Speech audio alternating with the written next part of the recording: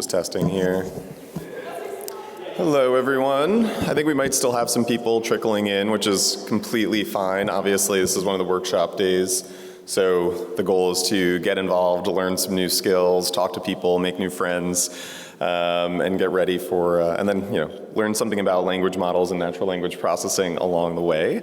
My name's Christian Rose. I'm an assistant professor at Stanford and a clinical informatician, and a member of the awesome SAEM Informatics, Data Science, and AI interest group. We just keep adding letters on, which is great, but it kind of all falls under one roof. And today, hopefully we'll get everybody an introduction. This should be, available and accessible for people of all across the spectrum of emergency medicine trainees and researchers to be able to learn something about how to use language models in their care. So, in case you couldn't tell, this image obviously is, well, here's the brief agenda, but I'll actually get back to that in a minute. This is what I used as the prompt for the picture behind you, which was, I need help with a image representing a workshop on using LLMs in emergency medicine, where we have the following schedule, and then put in the workshop agenda into GPT and DALL-E and got the resulting large language models, several coffee breaks, which I thought was actually perfect for emergency medicine. I think just get coffee as often as possible. I could have turned the agenda into just several coffee breaks, which would have been great. But unless you're, living under a rock or a climber, or in San Francisco, actually, a lot of the tech people are living under rocks and are climbers and also programmers, so I don't know if this, analogy works anymore. Obviously, large language models are having a huge impact on how we're perceiving the future of medicine and the landscape of medical research and care. So obviously interest all across the spectrum of research, patient care, education. There's many different models. People in this room have used different versions of different models at different times. And so it's a changing, robust landscape. But before we get into all the other specific details, and you'll learn more about pieces of these from the other presenters' talks today, just trying to be specific about terms that you'll hear sort of thrown around in media. I'm sure many of you have seen this happen in newspaper articles. To be very specific, AI as a term is the ability of machines to perform tasks that typically require human intelligence, learning and problem solving. And there's many different ways you could have machines do this. You could say, a calculator or an abacus. There's many different ways to have a machine solve a problem for you. In theory, that could be AI. That's to be differentiated from machine learning, which is a type of AI that allows computers to learn from data without being explicitly programmed as to what to do with it. NLP is a subfield of AI that overlaps, nicely with this diagram, that overlaps with machine learning and is all about the processing of human language, which obviously has very different specific syntactic elements, word usage, languages across different cultures. And then I think it's important to mention transfer learning in this area too, since we're talking about language models, which I'm sure you've all seen used in many different settings. The model itself is developed for one purpose and has a specific use case in which it's made. And then when you take that model and then you apply it to many different settings, like image analyses or sort of anything you can think of, that's a little bit of transfer learning. That's taking the model, using it for a different purpose than it was originally formed, and then changing some of the reference points and how you're going to use it in the future. Again, we'll get into some of these specifics later, but large language models are a type of artificial intelligence and machine learning. Training them, again, there's been numerous papers and pretty much every journal. They're trained on a corpus of the internet's worth of knowledge.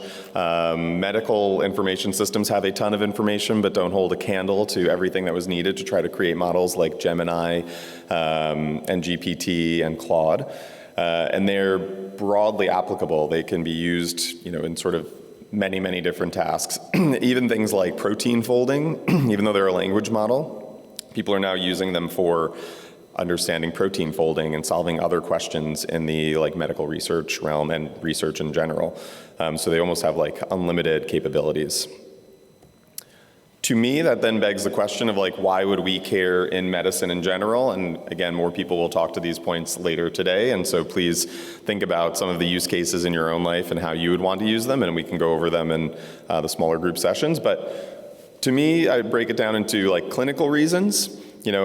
Are there ways I might want to summarize patient information when I go to meet a new patient as an EM provider? I have only a couple of minutes to get to know everything about someone, and it's from disparate information all across their electronic health record and different sites. I might want to just understand and get a brief summary of what a patient's like current status is. I might want to use it for workflow reasons like automating certain tasks. Some people have used this for inbox message responses. You could use it for placing large sets of orders. There's types of workflow, kind of clinical reasons, but more just like, oh, here's something I do a lot and automate, and it can be automated very well for me. For research, people have been using NLP for a long time to try to take unstructured notes from anything from, international health research to just, sort of any very unstructured, poorly labeled data and trying to make use of it for medical research purposes. Large language models offer a really great way to manage this in a consistent format as long as you give it very specific prompts and instructions on how it should use that information. But it can help make things that are generally kind of sloppy and messy into much more functional form for research. And lastly, one that's blowing up a lot too is educational purposes. Obviously, most of the people in this room have gone through traditional, medical school and very rote organization of lectures and expectations from exams. But there's a ton of research happening right now in terms of how people will start to learn, go over core competencies. This will actually be talked about at other lectures during SAEM. You might think of ways that you'd say to the machine, here's what I want to learn about today before shift. I want like the top 5 things to know about difficult airways, which I say because our airway group is adjacent to us. And you might be able to get up to speed on something then. Or it could analyze all the last cases you had and say, what might be some of my knowledge gaps today? So there's a lot of different ways to use this, a lot of different ways to think about how it will affect our lives, and it just is coming. So what do we have in store today? Basically, with our first talk is the potential of large language models in emergency medicine. Is that Andy or Josh? That's Josh, sorry. How LLMs work is following that. And so that should take us to about 8:50. We'll take one of those coffee breaks, one of those several coffee breaks around then. Please, everybody meet each other, maybe switch tables, do something like that. Then we'll move into the interactive workshops. I'll be leading the initial workshop on prompt engineering, and again, this is meant for all the spectrum of learners, how to frame your questions and what are some of the good rules of the road for prompt engineering. Dr. Taylor will go over retrieval, augmented generation, and agentic workflows, which is like the 200 level to 300 level course on this, which will be super fun. Our second coffee break after that, and then we'll break into case studies, a case study carousel where we'll have everybody sort of rotate around different tables, look at how LLMs were used in clinical scenarios, and then hopefully again ask questions, think about how you might use these things in your practice. Third break, and then a panel discussion Q&A, so please keep track of your questions and just come at us with anything you got. In terms of who we are, I'm Christian Rose. We have Josh Joseph, Andrew Taylor, Andy Chu, Gabrielle Bunney, people across the spectrum of operations, research, clinical informatics. Lots of us have engaged with these tools in many different ways, and will continue to do so in the near future. And this is just sort of what our small groups will be, but I kind of already discussed those. So I'll hand it over.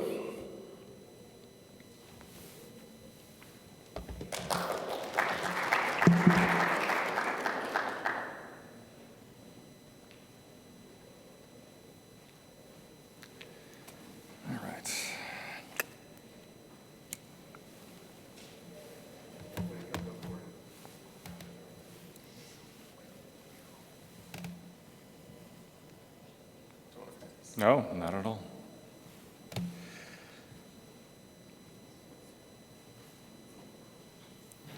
It should pop up and ask you if you want to accept. Oh, you know what? This is the power. Ah, You want this guy. got sneak it around.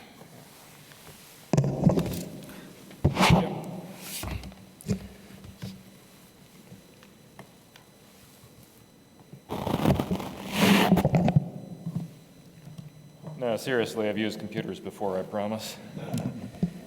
Might as well steal that while I'm at it. Oh, there we go. Looks like you got it. Wonderful. So in case that presentation already got you a little bit worried that there'd be tons of programming involved here, don't worry. I'm going to put your mind at ease. We're going to spend a little bit of time just brainstorming about what uses we might have for large language models in emergency medicine. And I will give a proviso already. Like between writing this talk and seeing some of the presentations from my own institution and from just what's at SAEM, it may already be out of date, so don't worry. The future is coming, and it's coming very fast. My name's Josh Joseph. I have no financial disclosures. If you'd like to offer me any, I'm going to be around. Please let me know.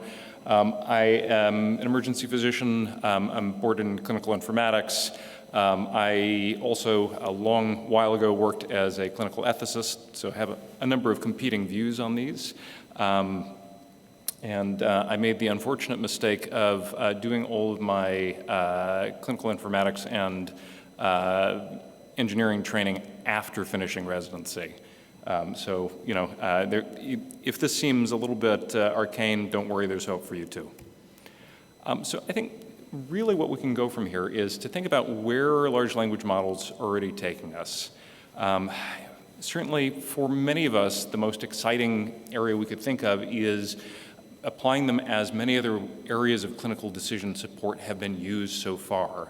Ideally, we would like to make our job a little bit less dangerous, a little bit less unpredictable. The idea that we could maybe supplement some of the 30 or 40 patients we may be having in the waiting room who don't have the benefit of having a trained physician with eyes on them at all times, but to get that kind of early warning system going.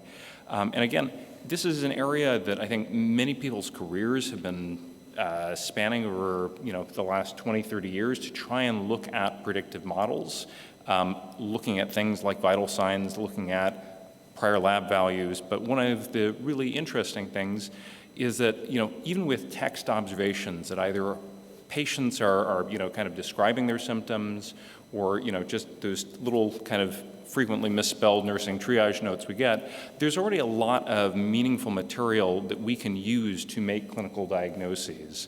And it's no surprise that groups are already starting to use LLMs to try and automate elements of the triage process. Certainly, we often also find that we're sorting through very large volumes of data in the course of just trying to figure out who this new patient is. Many of us have our own heuristics of how we can sort through a patient's medical record. Maybe it's looking at the problem list. Maybe it's trying to look at a recently used discharge summary to try and get information that is most relevant to us. But I think for many of us, in terms of how our day-to-day lives as emergency physicians will be affected by these models, is the potential for LLMs to actually pull data that's relevant to us. There are a number of groups that are currently looking at trying to automate kind of succinct discharge summaries from medical records using LLMs, but I think that one of the most important things that these LLMs can potentially do for us is not simply to create a good summary of a discharge or of a hospital course, but to actually get us information that for us is most relevant. Again, if a patient has been on 8 different chemotherapy regimens, had multiple, you know, rounds of counseling, had this, had that, that all may be very interesting to me, and it may be very relevant to the overall trajectory of that patient's care. But in the moment of working as an emergency physician, there are a couple of things I really care about. What is this patient's kidney function? What's their EF? I mean, these are the sorts of things that if you sift through like oncology notes, you may be really, you know, racking your brain to find information that is relevant to you in the moment.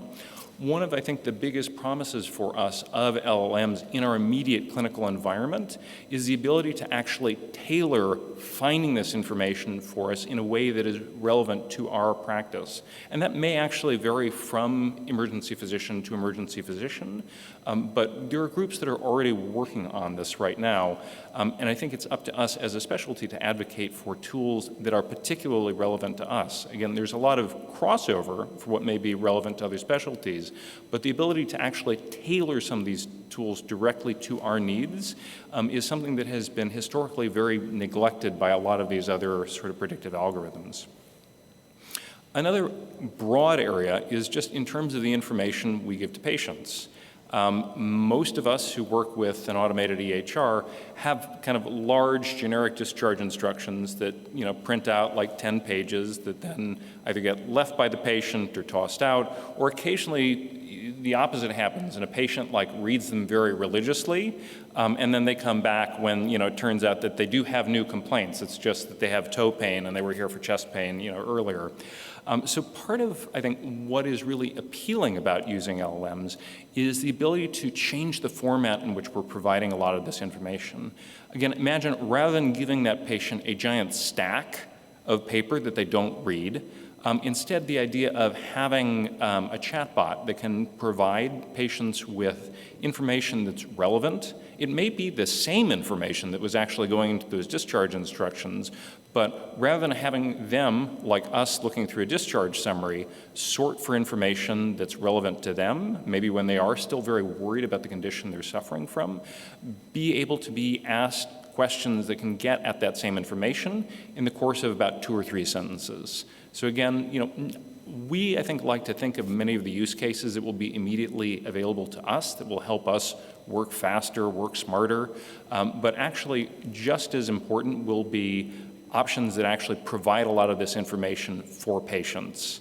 Again, this may be the difference for many patients who really don't have truly emergent complaints to get the reassurance they need that actually gets them out of the emergency department faster. And then finally, I think many of us who have used ChatGPT or similar tools have used it to help write things, whether it's letters or notes. Certainly, if you have used automated dictation software in the last year or so, you've used a form of a language model, maybe again, not one on the level of ChatGPT, but you're already integrating these tools in your workflow, even if you're not consciously thinking of it. For a lot of us, the idea that we could just sort of expound our differential diagnosis while we're maybe in the room with a patient or talking to residents, to us, that's very important information, but again, to actually put all of your thinking into your notes, that's still a pretty substantial effort if you want to write a good, comprehensive note that somebody can summarize. But the idea of being able to potentially just have the computer digest this information and put out the thinking that you're already doing is, I think, a pretty big one.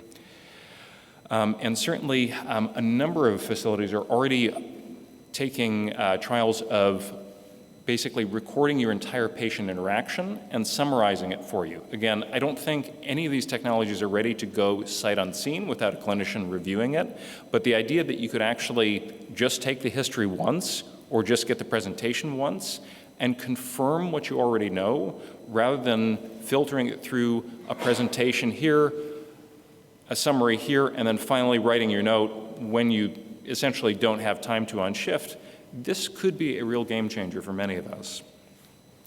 And then again, for some of us in the academic sphere, ChatGPT is already potentially doing a lot of writing for us. If you've submitted to any of the JAMA Network journals or quite a number of other journals that have big open access policies, you've probably had to check a box or at least write an explanation saying that you did or did not have assistance from ChatGPT or another similar language model. I know from the reviewer end, there's clearly a lot of ChatGPT out there being used. So I think part of this is going to be a matter of finding ways that ChatGPT and similar tools can help us without actually taking over the substance of what we're doing. And again, I will say, from a very benign standpoint, I went to a talk just a few days ago from a colleague who does not speak English as a primary language. Certainly none of his research results are being generated by ChatGPT, but the amount of stress that he has to deal with in trying to generate language that is both concise and reads well has been changed substantially by being able to use these tools. If you have to, from a professional standpoint, write a lot of recommendation letters, they are formulaic, but at the same time, unless you have a very long list of copy-paste templates, which a lot of people who have been in this business for a long time already use, ChatGPT is basically not changing that paradigm in a big way. It's just kind of, again, reducing the same amount of effort that you're putting in without, again, changing the substance of what you're doing. So, again, ambient recording and dictation, I think, will probably be our killer app in terms of making our lives better immediately. But there are a lot of inroads to be made with education in terms of being able to, for instance, generate new clinical scenarios. It's not simply enough to have a presentation of pancreatitis, but tools like ChatGPT could potentially generate 50 scenarios of pancreatitis, again, all of which may differ in consequential ways, but can provide students and other learners with prompts that are really going to help broaden their clinical acumen, but also kind of broaden their view of conditions beyond just the bullet points that you get from first aid or similar tools. And again, that education extends to patients as well. For those of you who, rotated on orthopedics 5, 10, 20 years ago, that call from a patient at 2 in the morning about their post-operative pain, I wouldn't mind having a computer provide some of those responses, and I think our workflows could potentially improve if they did. Again, students are going to be a big audience, and finally, getting all of that information together, both for ourselves and for communications with other clinicians, is going to be a really big deal. But again, these are just ideas that people are working with right now. I don't mean to sound like an essential techno-optimist, but I think there are probably already going to be a lot of ideas within this room alone that haven't been covered from these topics that I mentioned. Again, one of the most exciting things is that finally you can use these tools without having to have a lot of knowledge as a programmer, as somebody who's fairly tech savvy. And I think being able to expand some of our field's creativity is going to truly be the killer app. So I'm actually going to just dive right in, trying to make the best of time here. We're going to go on a really deep dive in terms of how, in a very broad sense, ChatGPT and other large language models work. I'm going to caution already that there is going to be no math involved here. I realize that folks are coming from a real variety of backgrounds, and I'm going to try and get the gist of how a lot of this technology works across as quickly as possible, again, without the need for a how-to guide or any code on screen. All right, I have officially set a timer. I'm going to try and keep things well constrained within the lines. I will definitely take some questions. If something is really confusing, let me know. Otherwise, we'll hopefully have a little time for reflection at the end. So again, I'm the same person I claim to be. I have no conflicts of interest, unfortunately. Again, this is not a how-to guide. If you have your laptop out, this is not going to help you in any meaningful way in the next 20 minutes or so. What little math there is has been very, very simplified. There's a lot of hand waving I'm going to be doing. That's okay. But again, it's important to have a sense of how these work in a general sense, to understand both how they work, but also what potential biases could come from these technologies. I stole a lot of this. Most of my slides are not terribly original. These are 3 really good sources. Daniel Jurafsky and Martin out of Stanford have written what is one of the best textbooks on natural language processing out there. You don't need to have a lot of technical background to read it. It goes into considerable depth, but it is very much a challenge by choice kind of book. It's on the web. It's free. So definitely check it out. Jay Alamar has a number of really great explainers for how some of the technologies underlying LLMs work. His GitHub has most of these, and he actually narrates a number of these. And finally, Louis Serrano has a website called Serrano Academy. I think that's actually just the address, where again, he goes over a lot of these concepts and general concepts in AI and machine learning. Again, these are things that you can watch on like your exercise bike. You don't need to, hand code stuff along with them, but they can give you a very good overview of how these technologies work. So I'm going to go back to the prehistoric era and talk about how kind of language models initially developed. Markov, who was a mathematician, actually is probably the grandfather of many of these models, although equal credit also should go to Claude Shannon, who actually applied a lot of these to actually more germane English sentences. So what is a language model? A language model is either computer-based or even arguably pen and paper-based way of building an output in language. Basically, you construct a sentence, you basically build words one by one as they come forward. On a fundamental level, this is still what ChatGPT and other systems are doing. So the tiniest bit of probability to actually kind of operationalize that task, we're trying to compute what's going to be the next word, what's the most likely word, based on the sentence that came before it. So an example from Martin's book is,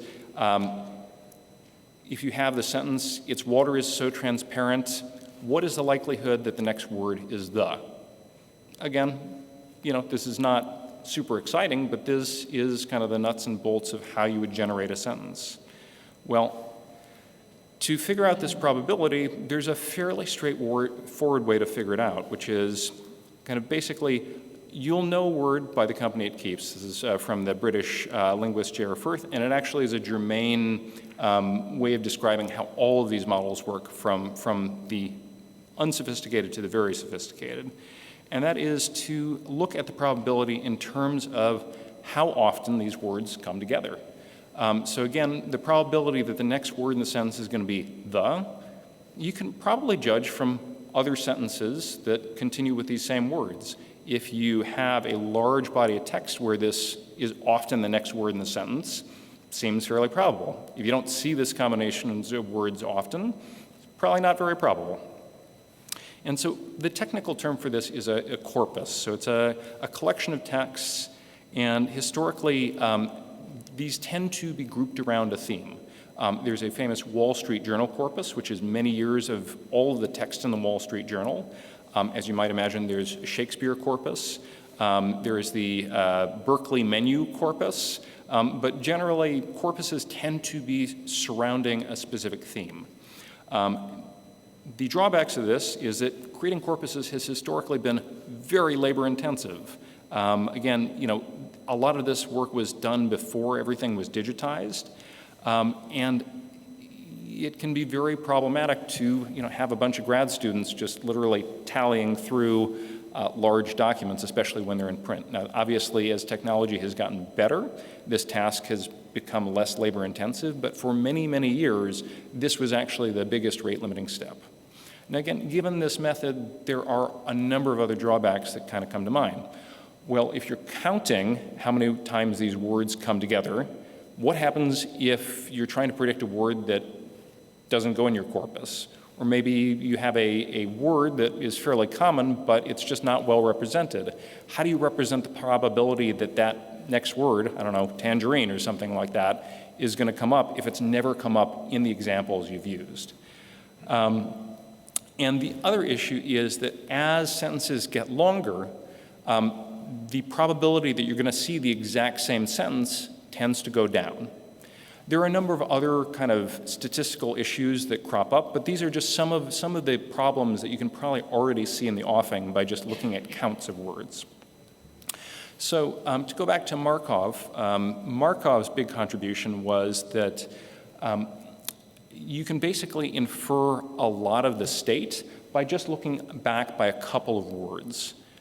So you don't necessarily need to try and count every single time a 15-word sentence comes, it's often enough that you can actually figure this out based on the context of the last couple of words.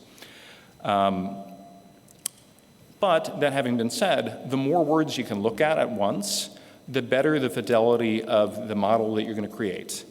So this is directly from Jurafsky and Martin. So if you are looking at basically just generating a sentence from a single word at a time, you basically get a lot of gobbledygook. This is from a Shakespeare corpus. As we increase the number of words that we're looking back to, suddenly sentences start to have a little bit more coherence. And again, as you start looking back further and further, you get sentences that actually sound sort of like Shakespeare until, when we're getting to the 4-gram model, when we're looking at 4 words at a time, some of these are just sentences straight out of Shakespeare. So, you kind of reach a balance between, are you generating kind of new text, or are you just kind of spitting back stuff that is already just baked into your corpus? So there's a bit of push and pull here. And so these were state of the science for many, many years. For a lot of important tasks, again, not stuff on the scale for which we'd asked ChatGPT to generate something, these still worked pretty well.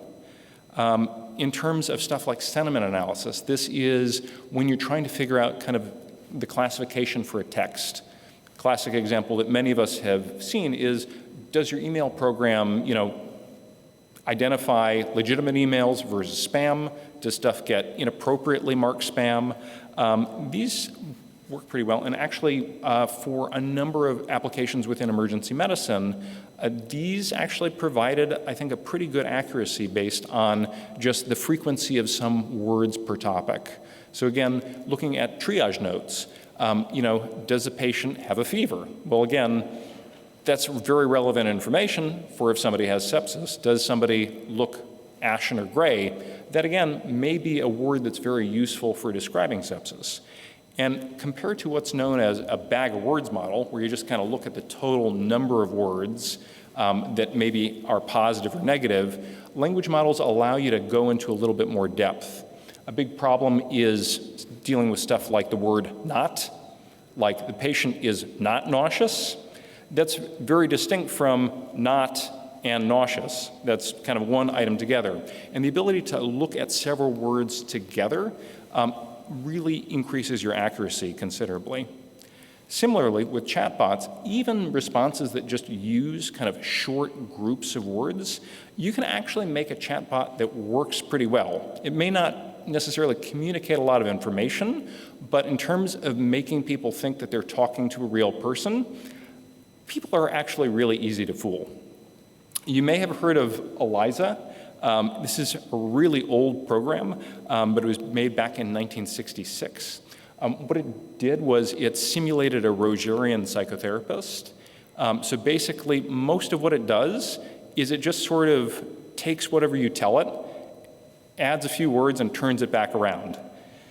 So again, this is an example text. It's a little bit silly, but again, if you've ever spoken with your colleagues in psychiatry when they've been talking with a patient, occasionally most of what they're doing is just very calmly, politely turning around what they're saying. Is X important to you? It sounds like X is very important to you. Tell me more about X. Again, some of the apocrypha around this particular program is quite amazing. When Weizenbaum made this program, a lot of the people that kind of used it would say things like, I'd like you to leave the room. I just want to talk to Eliza a little bit more. So again, this was not really communicating any meaningful information, but in terms of getting people feeling like they were talking to a real person, 1966 was already state-of-the-art technology. So between those language models that I was describing and today, what changed? Well, a number of things that were quite pivotal. I'm going to be running through these pretty fast, but again, even despite the hand waving, hopefully some of this will start to make sense and gel.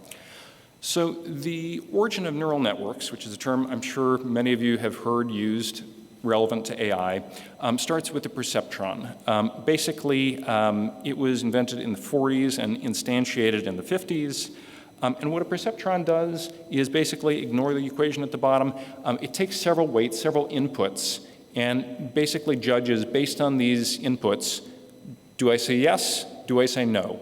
Is this, and so much like a neuron, which has several inputs and ultimately has to decide whether it's going to fire, whether there's going to be an action potential, this is a way of basically measuring whether a certain criteria has been met. And it turns out that a perceptron can be adapted to many, many, many different types of variables. So again, you know, these are fairly arbitrary. These could be a classification of cat, not cat in this case.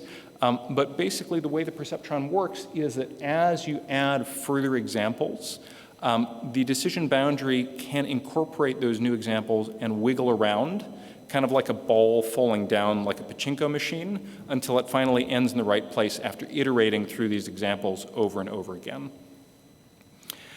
The only issue with this is that for the perceptron, it's got to make a fairly straight line. The boundary that it makes is linear. And there are problems, such as the XOR problem, where you can't really do this with one straight line. To look at the example on the right, there's no way to separate the greens and reds with a single line, at least not a straight line. So suddenly, you now have a problem, even though this can be a very useful tool. And in fact, the success of the original perceptron was so good that I believe it was the Department of the Navy figured, well, we built this one perceptron, we're going to solve this whole computer vision problem probably in about a summer. We'll get a couple MIT students, you know, we'll feed them, and you know, within about 6 or 7 weeks, they're going to have this figured out. Maybe a couple extra weeks just to work out the kinks, but computers are going to be seeing before the end of the summer. That didn't work out. But in order to get boundaries that move beyond just a single line, you can link them up like a chain. So now we have a boundary above and a boundary below, and we can basically use these same outputs as the inputs to another neuron, which says, are they within these two boundaries or are they outside of these two boundaries? That's our yes or no. So you can basically build these like arbitrarily complicated networks using multiple perceptrons or multiple artificial neurons to solve pretty much any sort of a boundary problem you can come up with.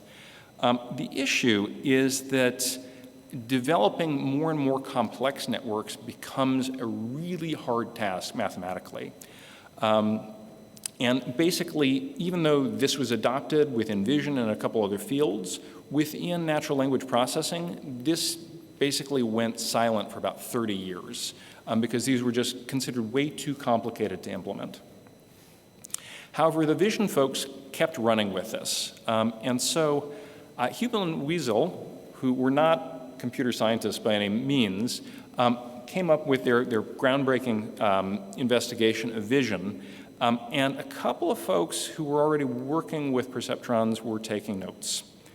So again, the whole idea from Hubel and Wiesel, without going into great detail, is that the way we see is hierarchical. Again, you get kind of more arbitrarily complex groupings of neurons as you go from the retina forward, and they encode different features. Again, rather than having like some specific cell to look at a full shape directly from the inputs of the neurons, we build from more primitive features that we see. And so this was built into Fukushima's neocognitron model, which is a great name. And the idea was that basically we would again use hierarchical inputs to look at these features from the visual field. Again, not from a retina, from a little bitmap, but basically we could look at different features and sort of build further from that. This was then built on further by Jan LeCun, who instituted a very important system known as backpropagation, which again, I was showing before how the line kind of wiggled around as you add more results. What backpropagation allows you to do is not just to allow the system to kind of move the border itself, but for the system to actually use each new sample to allow each successive level to settle itself, to kind of allow some of these properties to come up from the examples rather than programming it in yourself. And so basically, if you train a convolutional neural network, I'm jumping ahead by about 30 years or so here, what ends up happening is that when you look at the inputs and what activates various neurons at higher layers, even though you may have a single input and each one of these neurons is looking at like a single pixel, as you go higher and higher in the network, you start to see these more primitive terms kind of evolve, and higher levels of the network are building on these more primitive terms to see things that are much more recognizable features. There are applets online you can run this in, where you basically train one of these neural networks from scratch, and these features just bubble up, they emerge. It's a little bit freaky to look at. It is probably one of the greatest evidences for convergent evolution out there, is just basically showing that if you create a system with these properties, each and every time you're going to get something very similar coming out of it. So still around 1995, when LeCun was doing this, the computing power was not there. So LeCun's network worked really well, but it worked well on images that were about 32 pixels big. That's real small. This guy takes stuff in terms of megapixels and gigapixels. That's many orders of magnitude beyond what we could do. But beyond handwriting recognition, people were already starting to use this in voice recognition. So what changed? Well, usually more. Computers got bigger and faster. Something called automated differentiation made that backpropagation algorithm much faster. And video games got better. Again, it's not because people got inspired by video games, but people figured out how to run neural networks using graphics cards, which were getting better and better, and this massively improved how these models work. Circa 2020, during the pandemic, you guys were probably reading about how there were like fire runs on graphics cards. There were like lines outside of Micro Center and Fry's and other places, and people were like bidding them up on eBay. This is because, in part, building AI models and also harvesting Bitcoin was really hot using these cards. And so getting to the level of ChatGPT, we've already got most of the tools we need to build something of that ilk.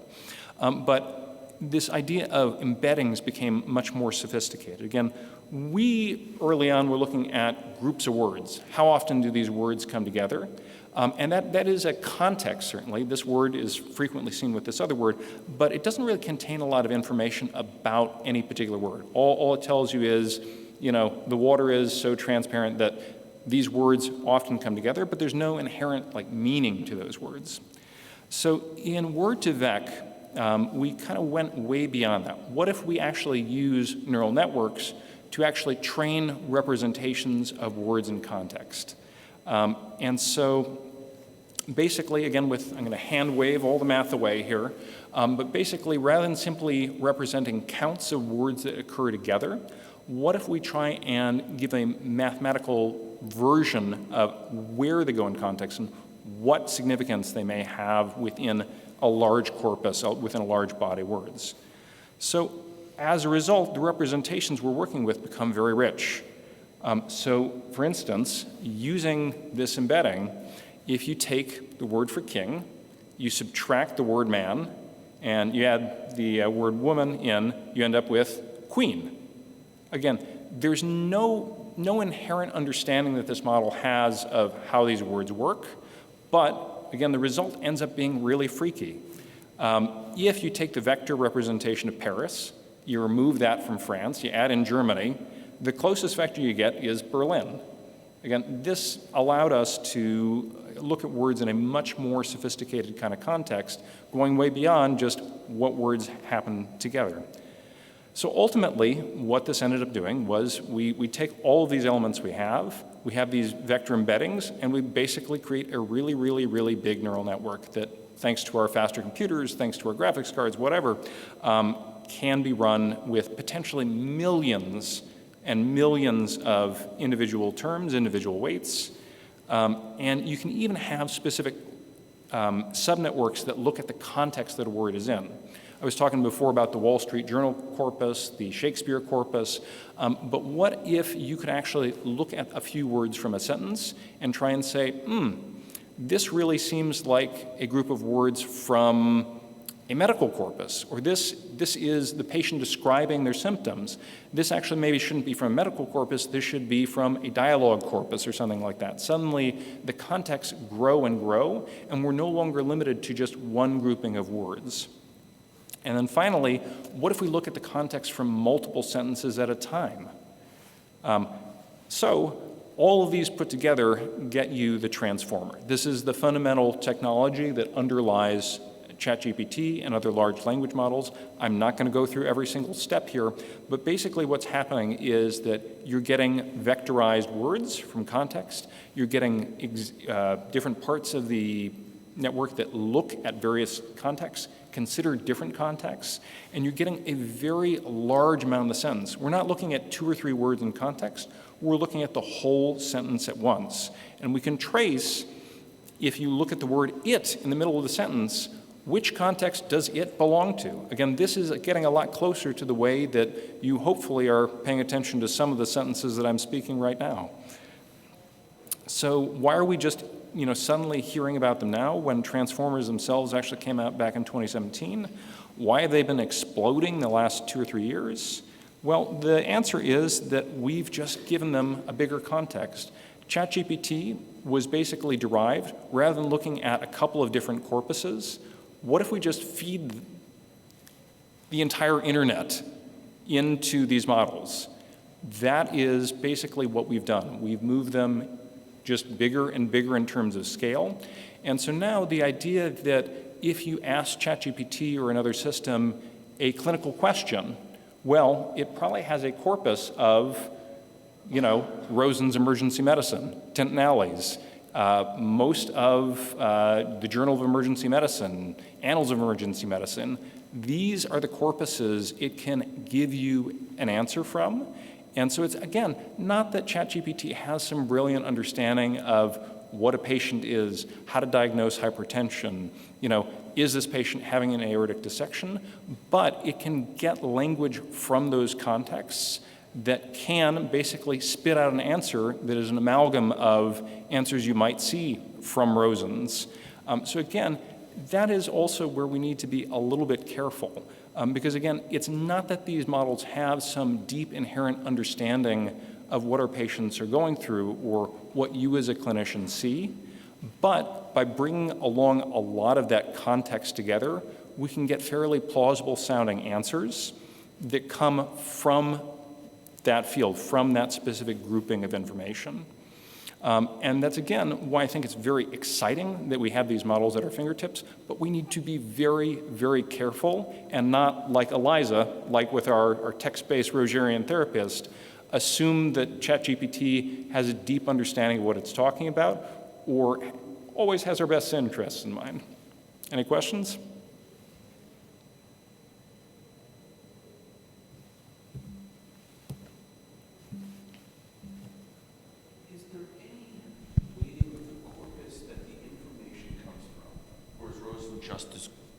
Is there any weighting of the information, where the corpus of information comes from, or is Rosen's just as good as Reddit?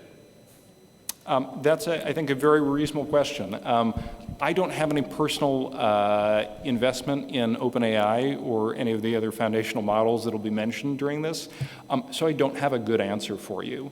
And I think that's one of the big worries is that in the race to get kind of as much data into these models as possible, there's not a whole lot of curation going on. And now again, do I think that there's probably some kind of curation that is done in terms of what are considered reputable sources? Probably, but your guess is probably as good as mine. Christian?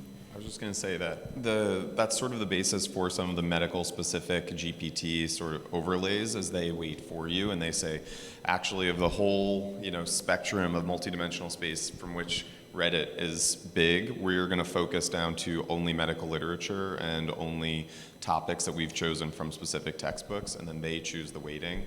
And that's essentially what the value add for lots of these companies that are like, we're the medical GPT. It's essentially the same thing. They're just choosing where you get your information from to try to make it more accurate.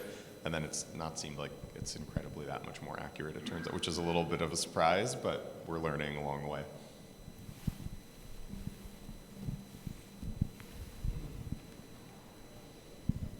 A little bit tangential to what you're talking about, but I'm curious for each of you when you get up there, in your life, in your daily life, not your academic life where you're doing this, what do you use AI for? Where do you find it most reliable? I'm probably not the best credible observer here, just because my academic life probably is most of my non-parenting life. And having been in this space for the last 10 years or so, I'm a little bit biased. I think ChatGPT, mostly for me, is really quite useful, and many of these models are really useful for things like my colleague whose English, maybe thanks to ChatGPT, is now better than mine, but actually it's the rephrasings, it's the kind of reconstitution of information I'm already providing, but in either a more reader-friendly context or in a better explained context that, again, doesn't make the same assumptions that I make when I'm talking to another clinician. It's funny that you say that because I hadn't thought about it. I took 2 paragraphs of a paper or 2 pages of a paper I was writing, which was a transcript of a symposium, and put it in, I don't remember whether it was ChatGPT or something else, and it reduced it to 1 paragraph. And it hit all the high points and everything that needed to be said. It made it totally not publishable because you can't publish a 1 paragraph summary of something, but it did a really nice job. As my colleague put it, a lot of times he asked ChatGPT to please make this less direct and more polite. So again, along with Eliza, it may have a pretty good understanding of human behavior after all. And I think just to echo a point that Christian was making, he mentioned a term, transfer learning, in his initial remarks. And that's actually, I think, one of the biggest things that LLMs are going to be able to do for us in a more professional context. So basically, I showed you the big picture of how the vision network worked and how all of those kind of features were being built out. Just like in the back of the visual cortex, you have bars, and then you have shapes that kind of sort of evolve from that and all of these higher level features. When you train something like ChatGPT on billions or potentially, trillions of inputs, what you can basically do is you can kind of chop off the ends of the model, and you can do what ask ChatGPT basically, do what you already do pretty well. Interpret pieces of sentences, interpret how, predicates go along with subjects, how, you construct a paragraph and you argue a point or you present information. And then let's actually change the inputs. Let's now take all of those kind of skills, all of those intermediate weights, we would say, from a neural network, and then now let's retrain them on a specific corpus that we're curating. So now we don't have to teach the model how to read, basically. We don't have to teach it basic grammar. We don't have to teach it sentence construction and stuff like that. But now let's feed it this fairly specialized, well-curated information. You can basically get most of the benefits without having to deal with the content of Reddit that gets, put in, for example. So again, the ability to speed up so much of this process is also very central to the technology we're dealing with.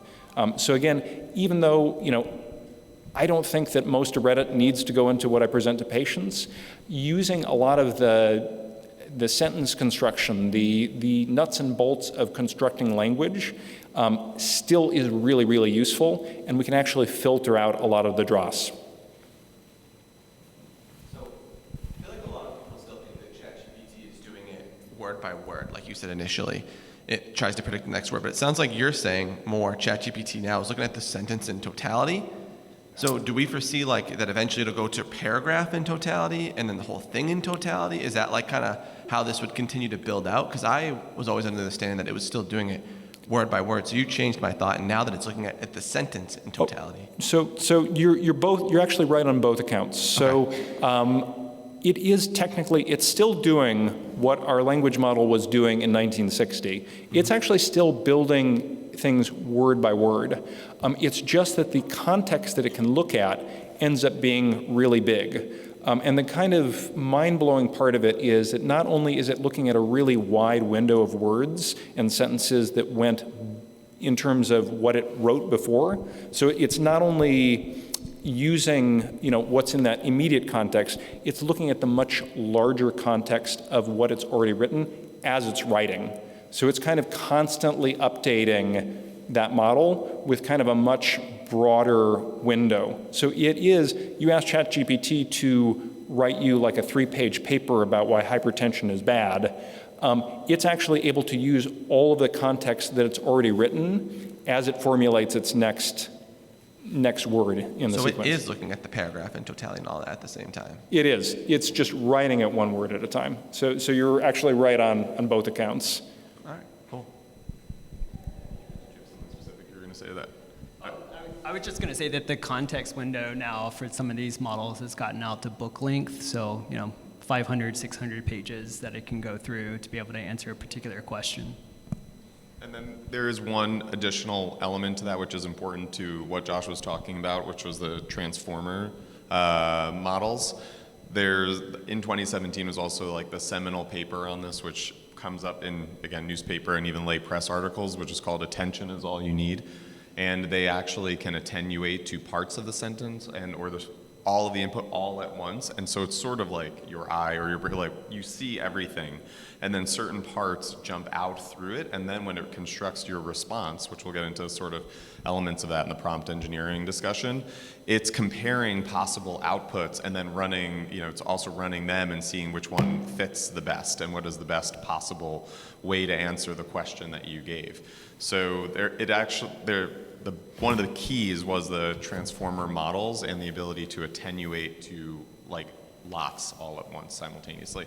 Though the analogy of like glorified autocomplete is sort of the way people have been talking about it, there's some push to move away from that concept as well, because it really helps you understand then the model a little bit more when you realize it's sort of a mush. Like it's looking, it doesn't really know, it's looking for attention areas, and then looks through multidimensional vector space for what's like the most right answer based on the prompt, based on what limits you gave it to give you that out. So it gets a little heady, but is all happening at once.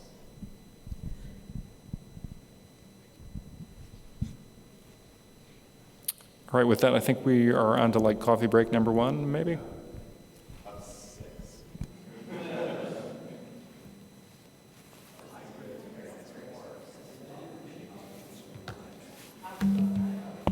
All right. It's a little bit after 1:15, so hopefully people are making their way back. Doesn't look like we're missing too many people. Again, also these are meant to be sort of interactive sessions, so feel free to like throw a hand up during. I initially had envisioned this more being at a tabletop with everybody too, but we'll go over some basics of prompt engineering, and we'll open up a Jupyter notebook and play around with some of these concepts in case you haven't seen them before, just to show you it's like not as crazy coding as you might think. But I'm Christian again. I don't have any relevant disclosures still. Whoop. Let's see if this slide will actually move, and it won't, so let's see what's going on there.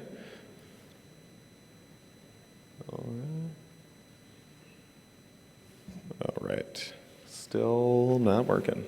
All right, great. Can prompt engineer, but can't get a PowerPoint slide to work in presenter mode.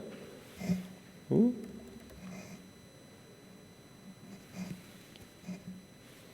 Let's try this one. There we go. All right. So we were beginning to touch on the concept of prompt engineering in the last talk with Josh, where what we instruct the language model to do and the sort of limits and information we give it as an input will dictate what the output is going to be and how consistent that output is. So prompt engineering is a process of creating a set of instructions or guidelines for a language model to generate its resulting text or images much like I showed you in the first slide of the day where I got that amazing picture of all of us working around computers in an emergency medicine conference. It's key to producing high quality results and accurate and consistent results. So for anyone who's played around with the GPT, I'm sure if you ask it the same question several times, you get different answers. But prompt engineering is part of the process of being more specific about what your expectations are and what you're hoping to get out of the language model and what work you want it to do. So in my mind, for writing and for all of us, we've heard of the elements of style. We now, if you're working with language models, you need to start thinking of the elements of a prompt. And in this setting, those are the instructions that you're going to give to the model. Classify the text into neutral, negative, or positive. The context, which isn't in this example, but might be like for a patient in the emergency department or for a audience of emergency physicians at a conference in Phoenix, Arizona. You then give it the input data. So I think a lot of people have probably just asked GPT questions or had open-ended conversations even. Obviously, you can use it to perform specific tasks as well. And then the output indicator or whatever output you want to get from it. If we thought about these as much more specific natural language processing examples you might have seen from other people's research, it would be, like, did this chief complaint relate to chest pain or, heart attack? Now we're getting you can just have GPT do that without any prior knowledge or work in that space. You can get it to do similar tasks to very specific NLP engines. So what are some of the benefits of prompt engineering? You can improve the accuracy of your AI-generated text or your results. You get faster model training and deployment. So when you're putting it into the clinical setting, say, if you gave just the entire model, every single time you ask it a question, it would have to figure out what you mean and what you want as a result, as opposed to very clear instructions that are iterative. Can be very helpful for these models to give you the results that you want. And then prompt engineering also allows you to control the behavior of the model and the expected, again, output that you're going to get. If you don't want it to do, there are cases where you might want it to be sort of natural human voice and to sort of be flowy, and there's times you want it to give you a one-word result. And this can also help prevent things like hallucinations or fabricated responses, because when you give it very clear instructions of your expected output, you're less likely to get whatever it happens to think at that second you want to hear. Obviously, there are some challenges with prompt engineering. I think everyone does it quite differently. But to me, this is one of those places where if you're consistent with how you choose your prompts, at least for the research spectrum and for clinical practice, if you're very clear about what your expectations are, you can get the result you want. But being very clear is its own whole language. And people are now all of us are going to get a lot better at prompt engineering than just asking these open-ended questions. Over time, as we use them more, we'll learn the ways in which you navigate sort of interrogating the system, just like we, ask different questions of a toddler, 2-year-old, and adult friends. We phrase things in different ways, and so similarly with the model, when we want different results, we will ask it questions in different methods. Some of the other challenges are if you use ambiguous language, you'll get ambiguous results. So if you're not specifically, very clear, I want, the sentiment, I want a sentiment analysis, or I want the topic of this chief complaint, and here are the 5 choices you can pick from, versus what do you think the sentiment is of this chief complaint, you'll get very different results. And then if you don't have training data or you don't have any specific examples of what you're looking for, it can be hard for the models to know what you want. So now we're just going to go through some good practice tips, and then we'll go to a notebook and go over some of these examples there. So first, when you're using a large language model, and for the purposes of this workshop, I'm going to show you how to use it I'll escape from here, in a Jupyter notebook. You can go and ask the same sort of questions straight up in GPT, but this is just a more uniform way of if you're actually trying to deploy this in a clinical practice setting, you're probably not going to be going to the GPT website. but you can ask the same sort of questions here through the interface, especially if you want to just start playing with it today while you're sitting at your desk over there. Or you can use an API and a unique key, which I will delete later, even though I don't think anybody's recording this right now. You can engage with it through a internet connection and API. Let's go back. And so I'll give you some of the rules that we'll use to go over some of these concepts.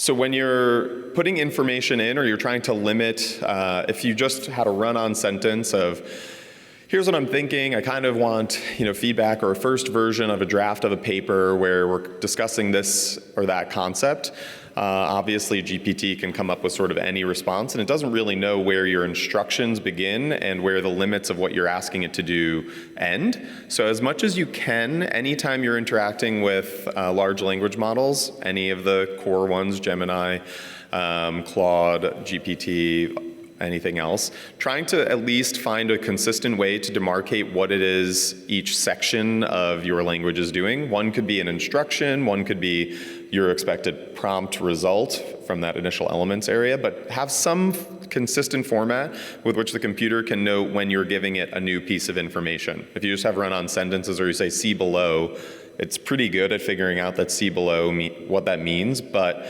not as good as just being very consistent in the ways you demarcate text. I also think of this where if you were going to be using, if you were going to try to do research on like all of the chief complaints that ever came through the emergency department, you would need a consistent way to mark like, here was the patient MRN, and then here was the chief complaint, and you need to delimit each of those in some way, so being very consistent is helpful. Oh, this really does not want to advance slides anymore.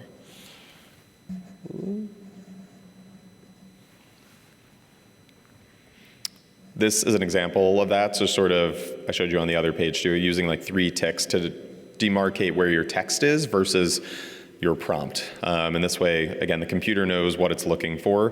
One is input text towards the top, and then the prompt is towards the bottom, and then you sort of move from there. Don't focus too much on these. These are just meant to be examples to show you what's going on there.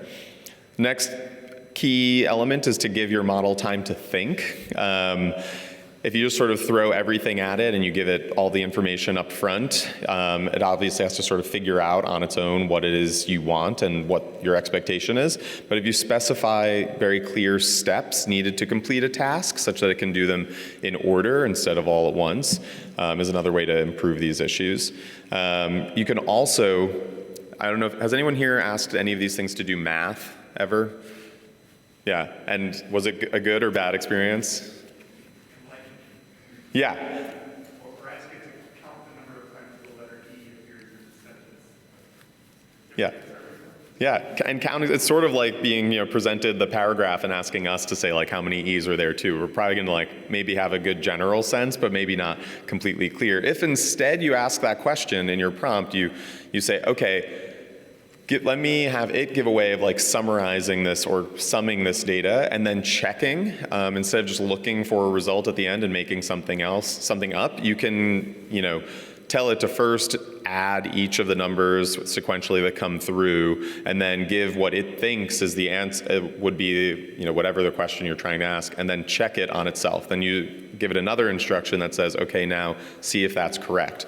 And so there's a little bit of, it's a kind of weird concept, but a little bit of reflexivity here where you're not just asking it to one shot, just give you an answer, but then give you an answer and then check and see if its own assumptions are right. So you have yours and what you want, but you also can let the computer sort of reveal to you how it's going to problem solve, which is a good way to essentially get it to determine whether or not it's being as accurate as it thinks. We'll go over an example of that later. Asking for structured output is huge for, again, all of us if you're trying to use this in research or in a sort of more consistent clinical setting. Most of the time, I'm sure most people here get results in terms of like, prose, but you can ask it to give you results in terms of HTML or Markdown, and you can get a table format. Some people here I'm sure have asked for like tabular results of some query that you might give it, like, what are the next 5 emergency medicine conferences, and can you give me the date of the date of the conference in table format? it will then understand that you mean to put it into a format which a computer can read and create a table. So there's different ways of asking it being very specific about what you want it to do on the backside, or what format you want to get your result in. Otherwise, it just kind of like writes everything out. So checking for conditions is also a very helpful, useful tool in this framework. If you ask any open-ended questions, that's totally fine. You can get all sorts of results. But if you say, before even doing X, Y, or Z task, I need you to make sure that this is a, patient's medical chart that you're reviewing information from, or check that it's the results from a online store and all the customer reviews came from within the years 2020 to 2024. You can set specific conditions that you wanted to make sure exist before giving you a result. And again, all of us have done this before. We've filtered data, we've done research on things, but a language model's version of filtering is just you have to give it the conditions, and you need to be very clear about what your expectations are before analyzing a result. This is one of those examples, but we'll go over this one in the notebook too.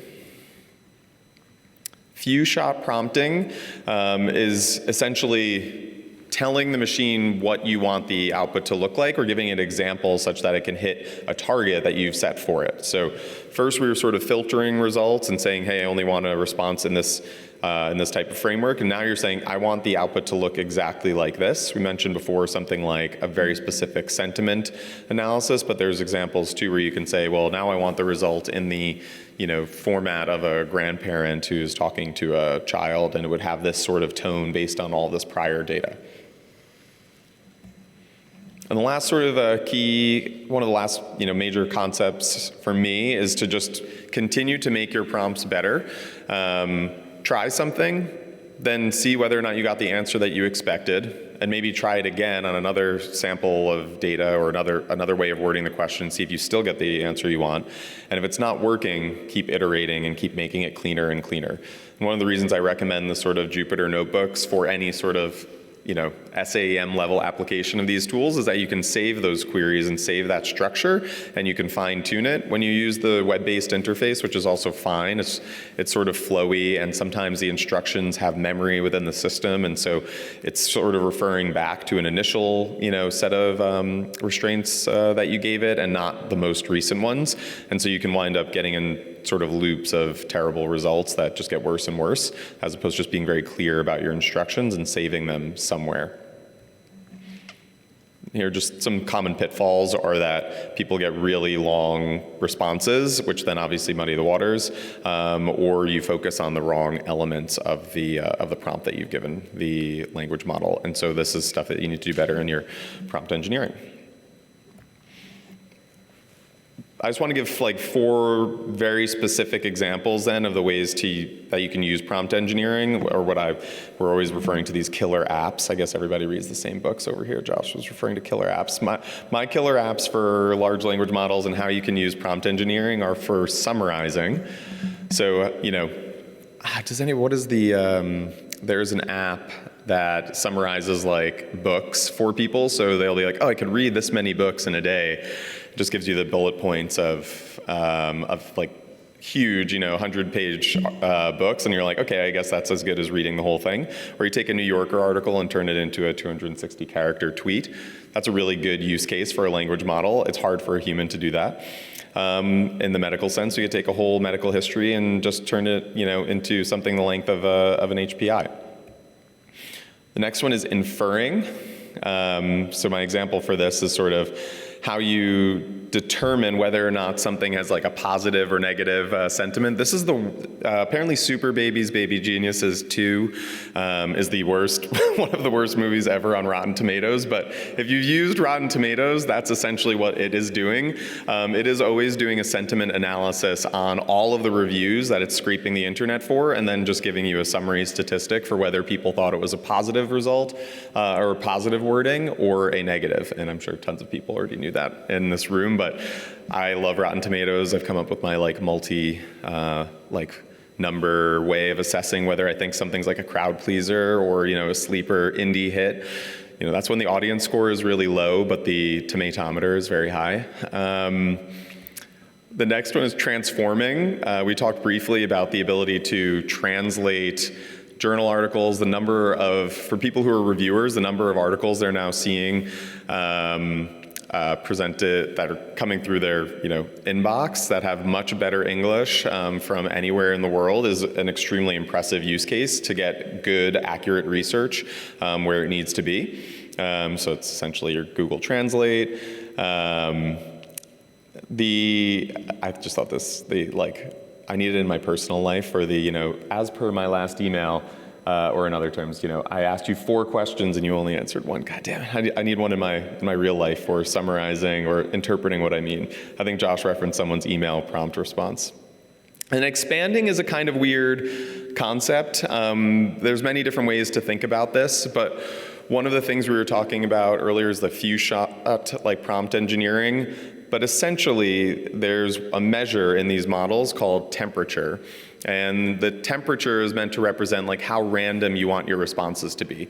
If you have a very low temperature or temperature of 0, it just is going to give you, whatever you say, it'll give you the exact expected response every single time. So here, my favorite food is pizza. Even though of all the possible answers, there's some statistical relevance of what we think the next word or result will be. But if you want it to be exactly the same every time, you have to set limits on your prompts so that you get the exact response you want and expect. But if you wanted, for writing purposes, or if you wanted an interesting take on or a way of interpreting a paper that you had just read that you might not have thought about, you might want a slightly higher temperature where it gives you a perspective that might not be the one you were expecting, and you can use that to compare and contrast results. But essentially, you can ask these tools to either continue on with a prompt and come up with any results they want, or you can ask them to assess and create specific valid text results for you. Depends on the context you're using it. This is more in the setting of trying to write a paper or give you different versions of work that you're trying to create. So now I'm just going to go through some very quick examples. I really don't want anyone to be staring at this is just so ridiculous to stare at a computer screen from across here, but to try to show you how not extremely labor intensive getting these up and running on a computer is. This is just that we needed a specific version of OpenAI. You show the version that you have, so we can do this here, what is running on my computer. Hopefully the internet is working right now. So we have this version 0.28. You set your OpenAI key, which again allows you to work with the API, and then you just give it instructions for which are copy pastable on the OpenAI website, how you want to use it to say what's a prompt and what sort of content do you want. And this is a notebook I'm happy to share with anyone too if you email me. This just has a bunch of text and prompts to run through that you can always play around with and edit on your own to get different responses. This one was just you have text up here, you have the prompt, and however you decide to structure your prompt, and then you print the response. This is some of the easiest, fewest lines of coding I've ever done in my life, and I use it also to give me better code. I don't know if our internet is just really slow right now, because this should come up a little faster. It seemed to work earlier. It's still running. Might have to switch to the non-SAEM internet for a minute to run through some of these with you guys.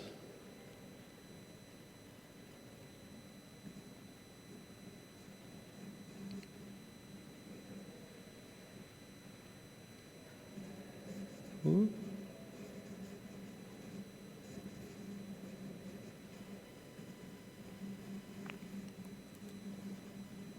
Let's see if this worked now. But we can also go over some of these at a table. I don't know where we are on time. We can go over these at a table during one of the breaks as well. Let's see if this one works. Oh no, I guess I'm not.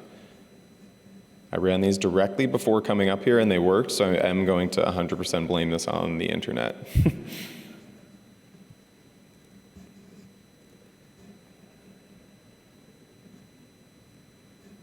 Oh, something's running. There we go.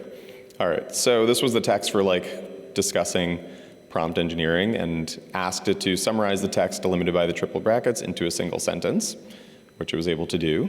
It's a very long sentence, so we could have been better about that. Here are some examples of giving your model time to think. In this setting, we have a prompt up here, this whole information about a village, and then we wanted to know, summarize the text, translate the summary into French, and list each of the names that occur in French in here, and giving it very specific tasks, and giving it time to go through each one. And let's see, the French summary, Jacques et Gilles, frère. I don't speak French, so I'm not even gonna try this, but if anyone does, then you can tell me if it's accurate or not, but it looks like what I would expect French to be. The example of formulating a solution on its own, here's the prompt. Your task is to determine if a student's solution is correct or not. To solve the problem, you have to do the following work. And then you have this question about costs. And here's that very specific math question. Ooh. Let's see if it can actually get it right. By following the results, the land cost was 100, solar panels were 250, maintenance is 100,000 plus 10x, so the total cost, let's see, 360. So the student did not calculate it correctly, and that was based on giving it the method to calculate the response and then seeing if it matched, as opposed to just saying, what would your answer be, which might be a much more variable response. Here is an example of just hallucinating. In theory, this company is real, but they don't have a product, so we've given it a task that it may not be able to answer, and here it's just sort of come up with an entire description of a thing that doesn't exist, which wouldn't be super helpful if you ran that company and you didn't have this product available and someone asked you to get information about it. You would need to provide the limits of what products actually exist for this company and how to use them. Yeah.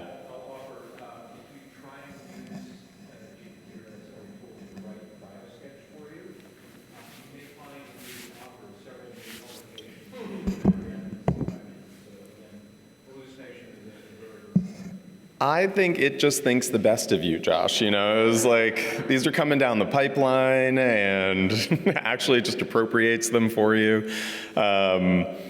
This is an example very quickly of iterative. This is the prompt text or the fact sheet.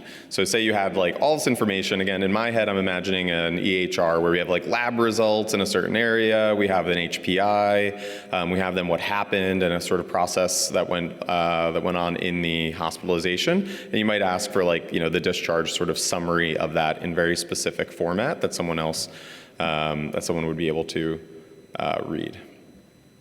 And here you have like introducing, this is all of the information for all of this also is just coming from these prompts right here, this overview text here, and then this one very specific prompt text. And this is where it comes up with all the information it wants on this chair. That doesn't feel super great to read, so maybe we would ask it here to just like use at most 50 words to give us this result and see what happens with that. All right, introducing the versatile stylish office chair, part of a mid-century inspired furniture collection. I kind of want to buy this now. But what's missing is we don't have any of like the elements of the chair. We wouldn't know whether it's like dimensions are relevant for my purchase. So you might have a way to say, take all this information and here are the several questions I want from you, and please give me back everything in a consistent format that I can then use on a website. So here it's also in HTML format so that you could copy and paste this right into a web page and share the information you want. Summarizing, I think, again, a lot of us have done. We'll just blow through these. Summarizing is a great tool for these. You can do it then at scale if you were able to get some spreadsheet data of your patient encounters in the ED and run a very simple prompt like this to get tabular data on all the visits. If you had wanted to do something like that. Here's an example of the extraction. Extract relevant information from a product review. So the person stated the product arrived a day later. Okay, consider offering larger options. Great. And then inferring is essentially this is our Rotten Tomatoes, our tomatometer. So what do we think is the sentiment of this review? Okay, it gives a general, the review is positive, the reviewer is satisfied with the lamp. This might seem long if we were trying to, again, go through, for research purposes, we wanted to use this in a table. It's probably a little bit much, so let's just ask for a single word response, which, positive review, great. And then you could ask it to get to specific parts of the text that made it feel that way. Inferring topics, this is a whole little essay about NASA employees. This is the kind of way in a medical setting you might think of taking, again, the HPI and trying to say did this person, seem like they're giving an HPI based on chest pain or a DVT, PE story, what might be going on in here? And essentially this read through and gave us 5 topics this was about a survey, satisfaction, NASA, Social Security Administration, and job satisfaction. And again, all of these, just to sort of I found this amazing after years of doing informatics work and research, the amount of effort it took to get up to speed a model that could do any one of these. Would take me like a page or hundreds of lines of code. And now you have a model that you can interact with using your own natural language to get responses and results that are extremely highly accurate. Like, this sort of blew my mind and was one of the most amazing, things that has happened in my my work and research and the entire time I've been alive. This identified that was French. Ooh, I guess what I could have done was copy the text from our other one up here. If I want to check, let's see, where was that? Ooh.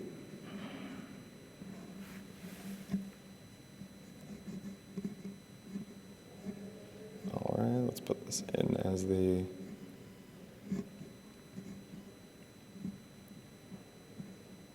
let's find out. Okay, it's French. I was right, just by looking. That's amazing. Again, these are just very, very specific versions of this, of just getting the output format you want, getting an email list, all sorts of different, very simple methods. And here is an expansion prompt where if you were to say create a virtual doctor and you wanted to respond to inbox messages, that's sort of what's going on here. The message content is getting fed into a model's AI respondent who's given sort of these types of prompt specifics. Oh no, what happened here? Hopefully the internet's not down again. But essentially you give your chatbot very specific ways of responding to kind of tone. Is the sentiment of the tone positive or negative? Is the review positive or negative? And then you give it rules as to how you want it to, deal with whatever's going on in there. And that's essentially how some of these GPT-related inbox managers are working. Whether or not there's some studies that people believe they're more empathetic than we are, but I think that's mostly a result of just having time to listen to someone, which that's currently, unremunerated work for most of our internal medicine and family practice colleagues. So I bet they come off as pretty peeved to be responding to like text messages after hours. But that's it. If you want to go over some of these or play around, happy to share this notebook. It's just very straightforward, very easy to get up and running prompts that give you a pretty good spectrum of the types of things you can do. Any questions? All right. Then I'll kick it over to Andrew for the level 2 and 300 version.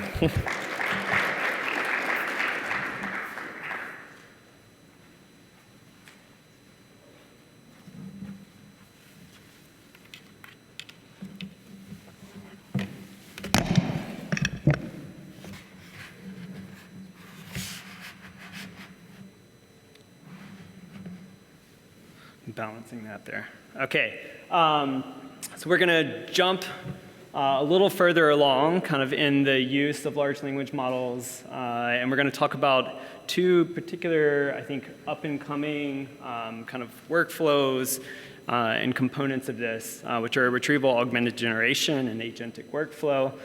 For those of you who don't know me, I'm Andrew Taylor. Uses of ChatGPT or other large language models. I think, Judd, you had asked that question earlier.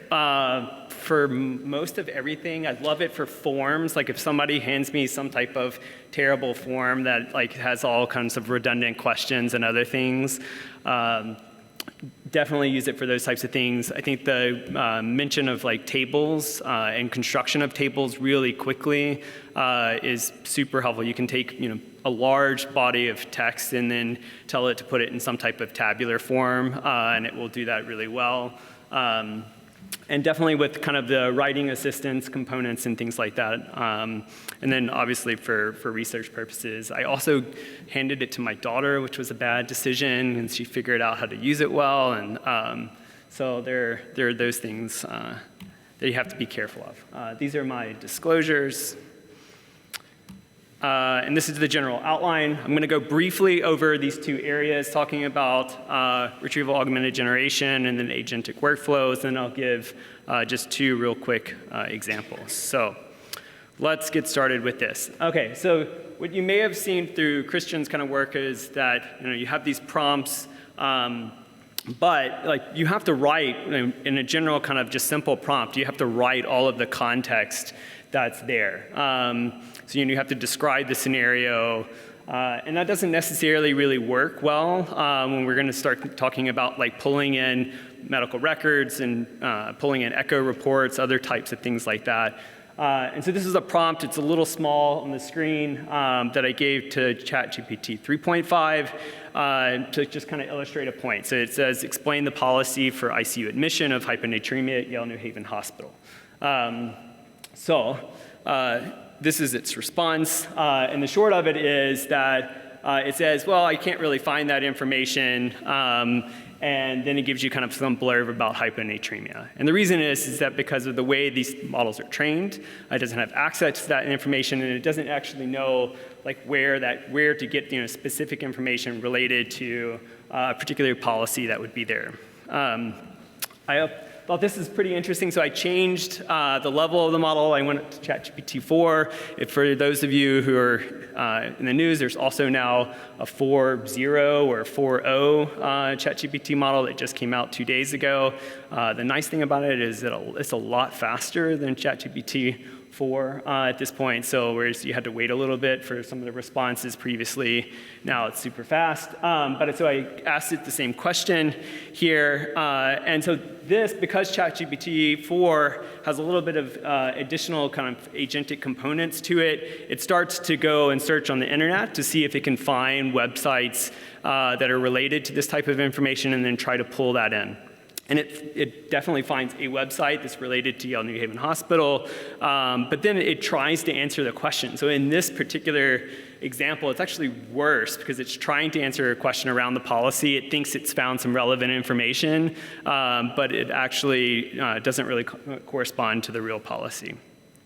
So this is a problem. These prompts, they don't have the right context or knowledge, and you need to be able to some way inject knowledge into the prompt structure so that you can get good answers from this. So how do we add more of this context into that? And that's where this kind of schema kind of happens, where it's called retrieval augmented generation. I'm going to walk through this, but this is the way that you get relevant information. So we had the example in the past about Reddit versus using Rosen's or something else.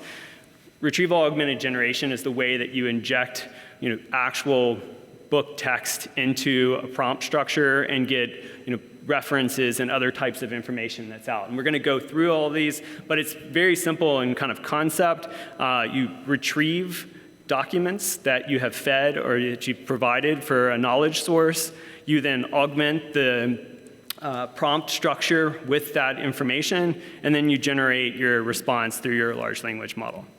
But I'm going to walk through each of the individual steps just so you know it, because you're going to see this all over the place, and I'll talk about some of the use cases that come out of that. So the first thing we have to do is you have to find some document source that you're going to use to get, to provide the knowledge or content around that.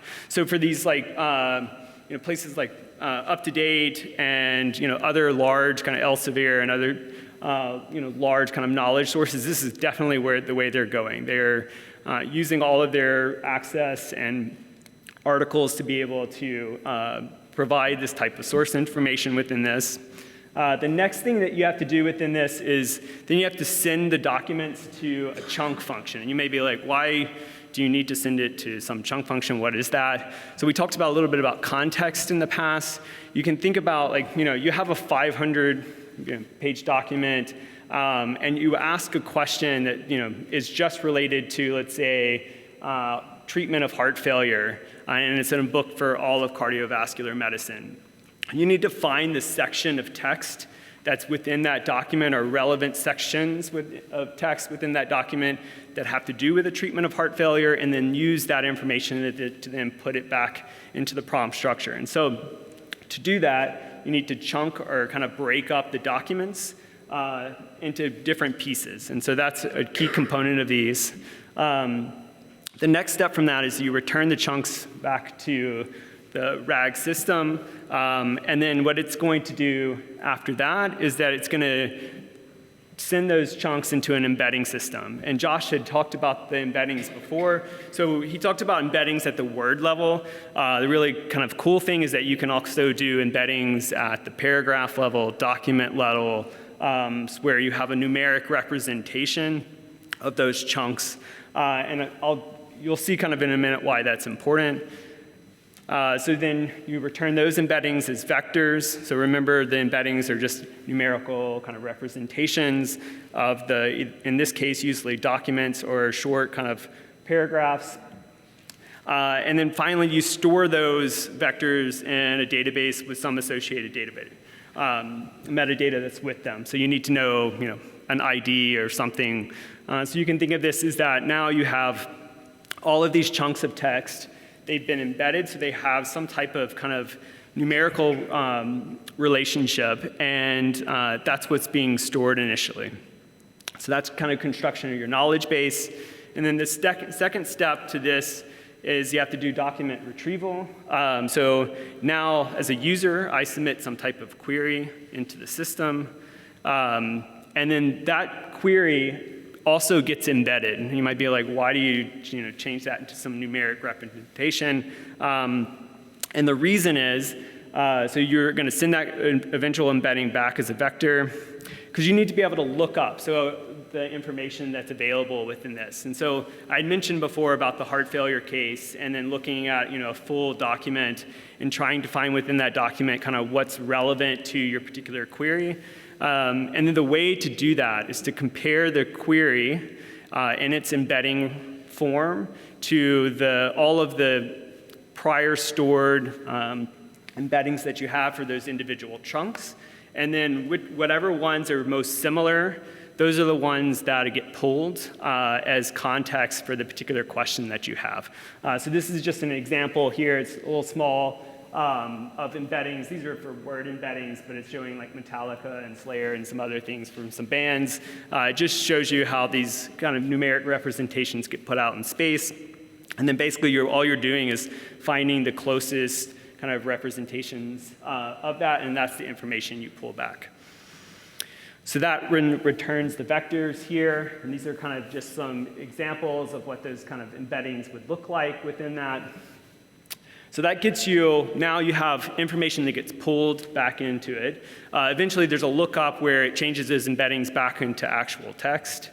And then you get to step 2 within this, and that's augmentation of the prompt, which is very easy. It takes the embeddings in the text that it's found, it puts it into the prompt as additional context. So, for instance, a question around congestive heart failure, it will then pull out those chunks it found within the book that have to do with a particular question. It puts that in as context. You actually don't see this happening, but it's doing it in the back end. And then the next step after that is just the generation of the output. So everything else is kind of the same. It's just that knowledge injection that happens at this stage. So that's kind of the nuts and bolts of this. There's a lot of underlying math and things. There's a lot of ways that people think about the kind of lookup strategies behind this. Like, do you use graphs? Because you can think about it, there may not, like, be kind of clear relationships between different chunks of the text. And so you can have different kind of search strategies across that. But that's the general kind of nuts and bolts of the retrieval augmented generation. The applications for this are numerous. So one of the things that trying to get our department to move towards is to think about departmental policies and procedures, and just to have a chatbot that just serves as the interface for all of that. You just basically load up all your documents that you have for your department. You create the interface into it, and then you can just do plain language queries of that, and you get out the results that you need to be able to do. And I'll give you kind of an example in another space in a minute. Summarization of EHR notes. You have to have retrieval augmented generation as a component of that. So you need to be able to go and search through the electronic health record to find relevant chunks of notes. If I ask about the patient's last echo report, it needs to be able to go and search through echo reports and other things and pull out particular pieces of information for context and then put that back in. And then any QA of EHR notes in general is going to require this as well. So when's the patient's last visit, something like that. If you're looking at text, you need to be able to inject that type of context within these applications.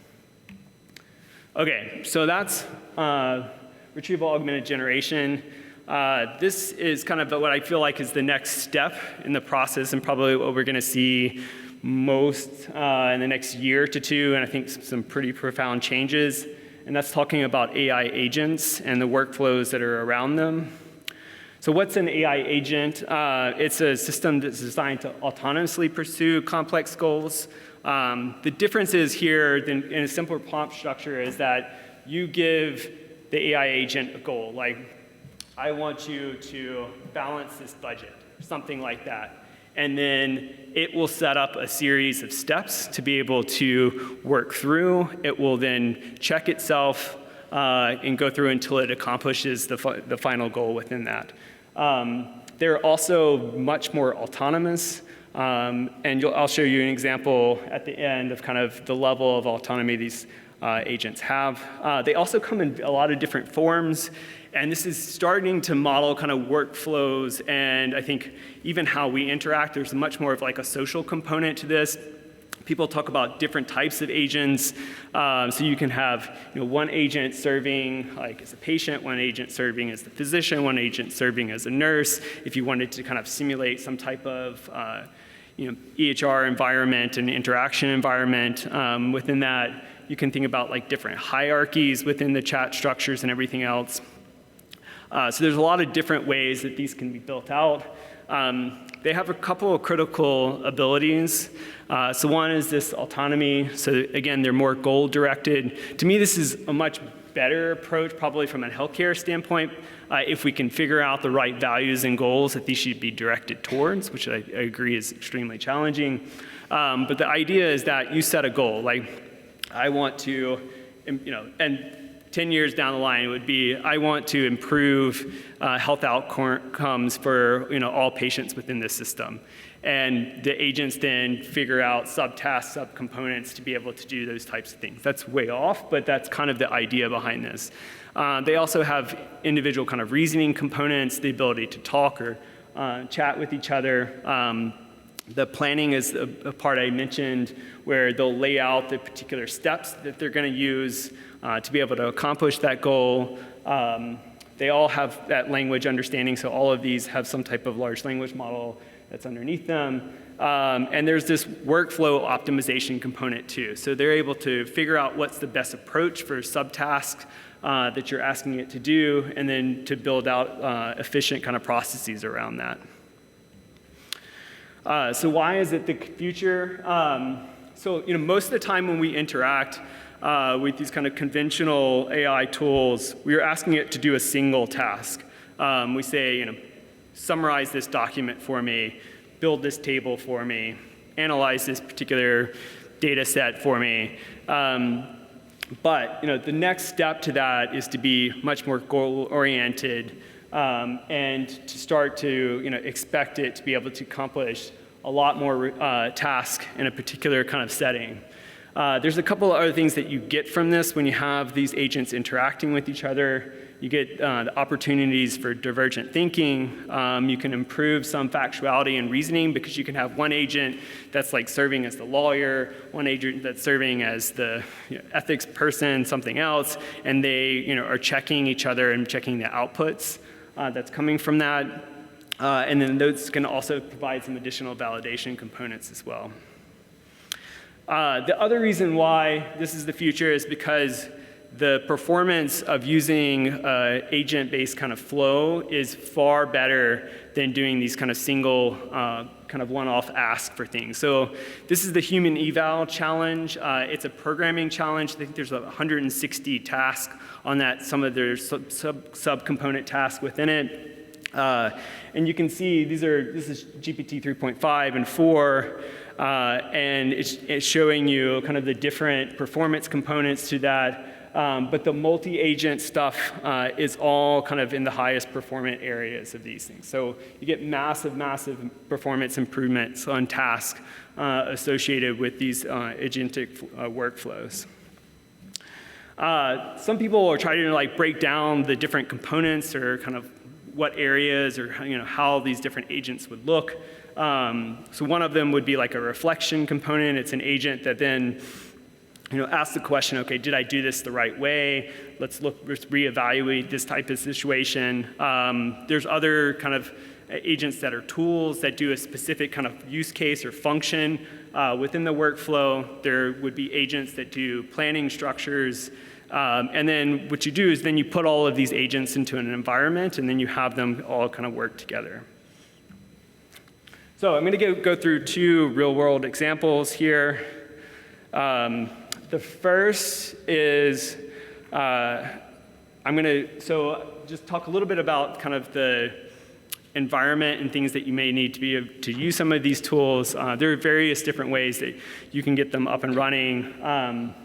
This particular environment is the Azure OpenAI Studio that we use quite frequently. One, because there's a stateless component to it where there's not any additional information exchange within that. Two, it tends to be pretty user-friendly. But within this, what it does allow you to do is there's the general kind of prompt setup. So I didn't really mess with the prompt here. There's an AI assistant that's supposed to help people find information related to the government activities for the town of Durham. So in my former life, I was both a Board of Education member and then also on the Board of Selectmen. One thing that I noticed that people would constantly do or need information for would be looking at town minutes, looking at the town charter for various things. And so what I did here within this is I took the data and I loaded up all of the minutes for the last 6 months related to the Board of Education and put all of those in PDFs. It's pretty easy to work with. You just download whatever particular data source you want, you upload it into the environment, and then I started asking questions from it. For this, let's see. The first question I asked was to summarize the budget. So it's budget season for towns, and ask it to give a general budget summary. So I think at the time there was probably 10 to 15 minutes that were available over the last 6 months. And I know it's small here, but it's able to give you exact numbers because it's pulling from those documents. It actually, within here, it will reference the documents that it's pulling that information from. And it says that the gross budget for 2024 to 2025 for the school year was $40 million, which represents a 3.68 increase. This is all accurate because it's pulling directly from the documents. It read the query. It knew the individual minutes had been chunked. It knew where to find the right information. It pulled that information out, brought it back in, and then answered the result from that. So that's one question that I asked. The other question I just kind of posed here is just who are the Board of Education members that are available. And I know the internet's a little slow, that's why I ran the first one, but it will probably come up in a second. So it says some members are there, however they don't mention several. It's still trying to answer here. But this is the way you could think about this from the healthcare context where, I talked about the policies and stuff, and we went going back to the hyponatremia. You could, have all those documents loaded up, and you could find exactly where it says, somebody with a sodium of less than 115 or 120 needs to go to the ICU. It would reference the particular document and where that was pulled within that space. And here, now it pulls up the individual people that are on the Board of Education just based on going through the document and looking at the minutes within that. There are a couple other things just to know kind of within this space. Christian had mentioned before just some of the individual parameters. The temperature within here is like how much kind of generative component or flexibility the model has within the system. So sometimes when people are doing checks on uncertainty within models, they'll start to do some adjustments within the temperature. There's a couple other parameters that you can mess with on the side, but for the most part, you're not going to have to really change kind of any of those individual components. It's fairly easy also then to take whatever app you've developed within here and deploy it out pretty easily after that. Any questions on this part? And then I'll move to the last example for the agentic workflow. Okay, I'm going to move to the last example. So you may have seen this. This is a AI software engineer that has a lot of agentic kind of workflow components that are built into it, and I'll kind of just walk you through it. So basically, this is an environment. They've asked the agent to be able to do certain things. For this, they're actually asking it to build out the large language model components. What it's doing is it's breaking out the plan. It has within it, in addition to that, it has a prompt kind of area. It has an individual coding area within this. And then it has a web browser to be able to pull out information from that. And what it's doing now is it's going through different websites to be able to figure out what it needs to do from a coding standpoint to be able to answer the question. It then will develop that code, it will run that code, it then looks at what errors are created from the code itself, it then will identify those errors within the code itself, it will make corrections to the code, and then ultimately it's where it's headed to is generation of this particular website below. And this was all started off of just one command at the very beginning of the process. And so the reason why I bring this up is I think, when we think about healthcare, I even see this from like the standpoint of thinking about like clinical decision support tools in the future, building AI agents that are clinical decision support tools that are constantly modifying themselves. We oftentimes think about like a learning healthcare system. If this type of stuff is implemented, we truly then get to a real kind of learning health system where it's modifying itself on the fly almost always. I still think this is far off. The basics of it right now is our healthcare systems can't handle this type of kind of workflow. It's just not set up for that. But I think in the future, we will see these types of things moving forward. And I'm going to stop there and entertain any questions. And then I guess we'll take a 5-minute break and then come back for the carousel tabletop areas as well. Has anybody ever done anything like this?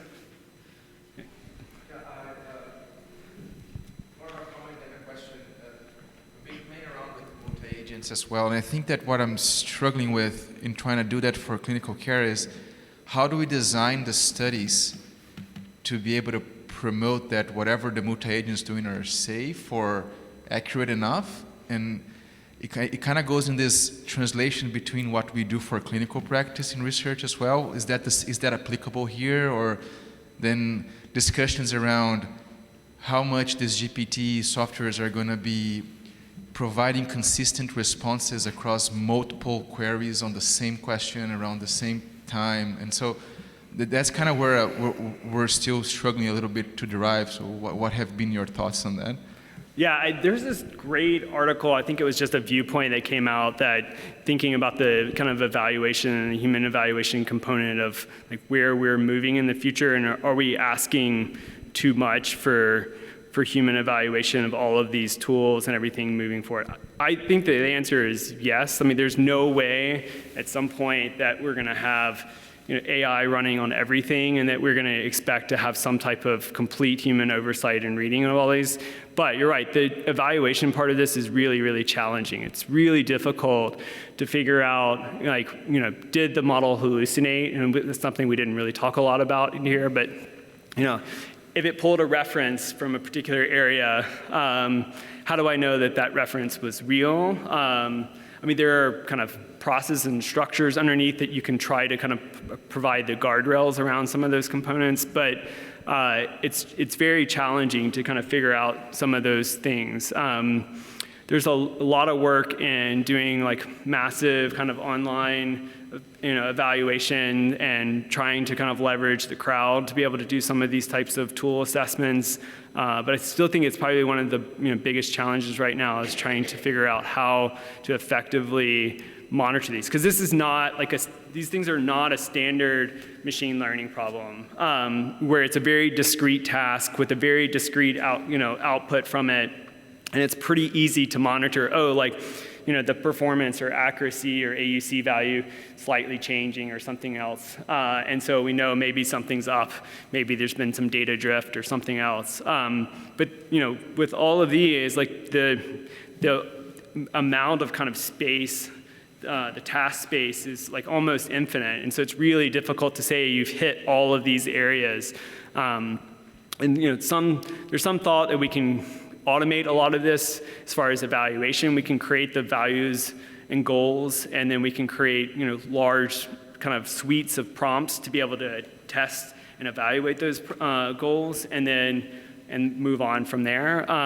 But it's kind of an open question whether we're truly going to be able to kind of rigorously say yes, it's like 100%. The other side of that, at least my opinion, is that I don't think we should be going for 100% accuracy. I think we should look at the patient outcomes. Like, is it moving the needle with patient outcomes? If it's moving the needle on patient outcomes, then honestly, does it really matter that much what the content is within inside of it? And that's just my opinion. Probably other people have different opinions on that, but to me, like, that's an easier kind of goal to set and to look for in the future as well. Okay, we'll take a short break. Then we'll come back. If you can it looks like we're pretty well spread out amongst the table, so just come back to your same table, and then at each one of the tables, we're gonna set up one of the tasks, and then we will get people to probably move, because I don't know if it makes sense for us to move between the tables in like 10-minute sessions to cover some different topical areas. So come back in about 10 minutes, and then we'll get started. Thanks, everybody.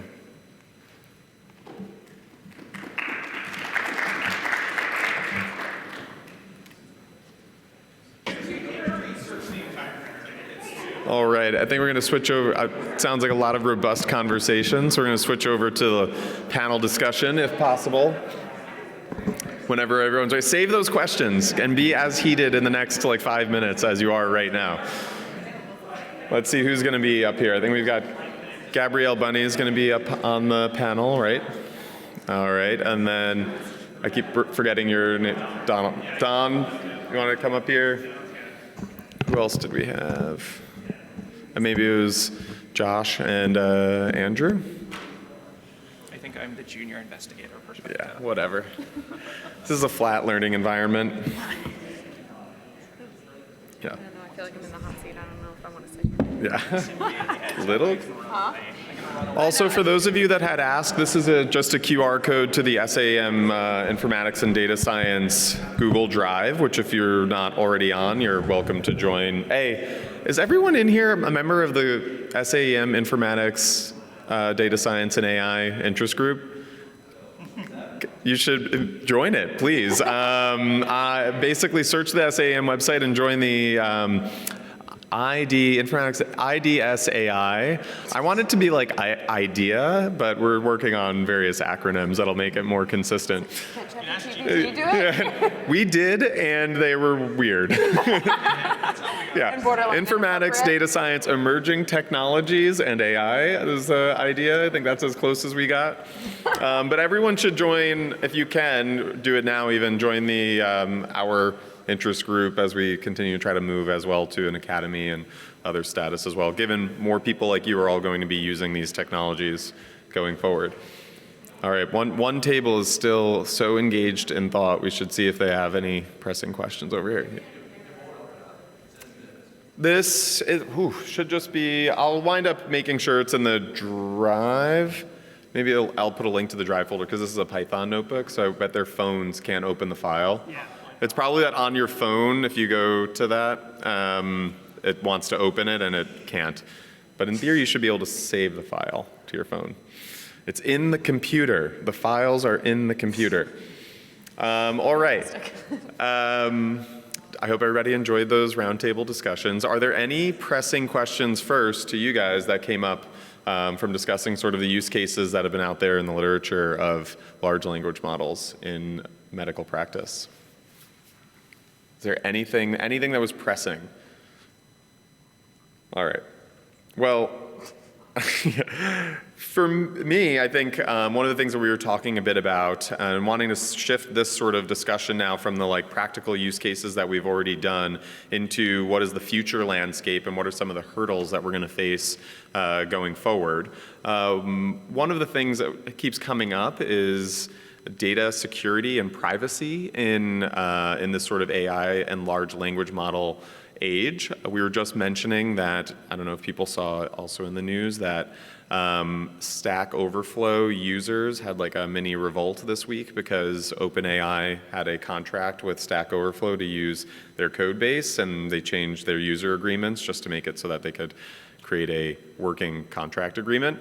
And people were like, I didn't sign up for that originally, so I'm going to delete all of my posts now, which probably doesn't matter since they already scraped the internet for all of this data. There was also a New York Times article about how much of like, you know, movies, literature, books that are not open access were used to like continue to train these models. So obviously in the healthcare setting, what are your biggest concerns and how are we addressing data safety?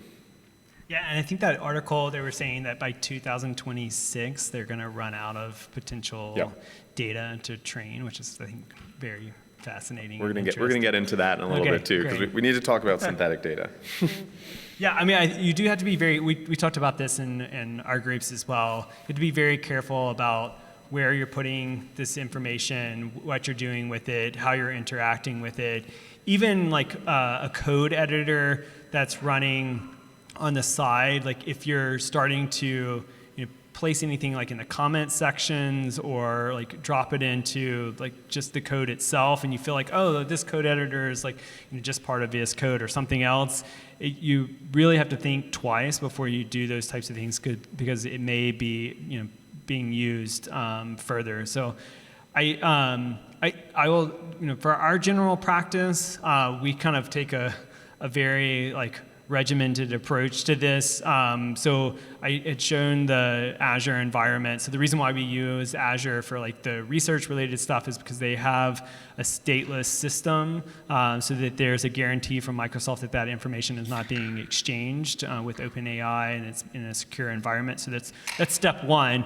And then step two, even then we still de-identify all of our nodes. So we strip everything off, and we use other language models to do that part of things, but it's just because we're a little paranoid when it comes to those things. But you have to be very careful about how you interact with it. And remember, like, using something like the ChatGPT or the OpenAI just application, like you're exchanging that information with them, unless you've clicked a couple of things, and even then it's not really clear to me whether you are. So I think it's, it will overcome it, but I think it's always something to consider. And I think from the standpoint of the users, I'm less worried about like healthcare systems at large than like individual users not understanding kind of what applications they're using and how that information may be getting out into the world.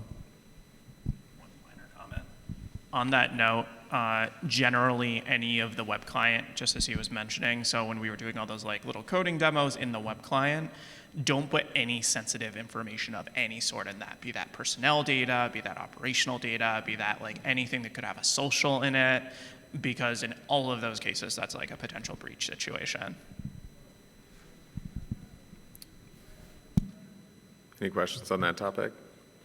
Otherwise, something that came up at one of the tables was discussing the bias, so the potential biases of these systems, and the fact that the data that they're trained on may not be representative of the general population any of us may be working with. Obviously, LLMs are like in a gray area there, which we talked a little bit about at one of the tables, where they're so generalist that the way we transfer that knowledge to other use cases makes for unique interactions where we're not necessarily just training it on medical data. But how do you see navigating that line of like the potential for propagated bias or biases in healthcare systems from these?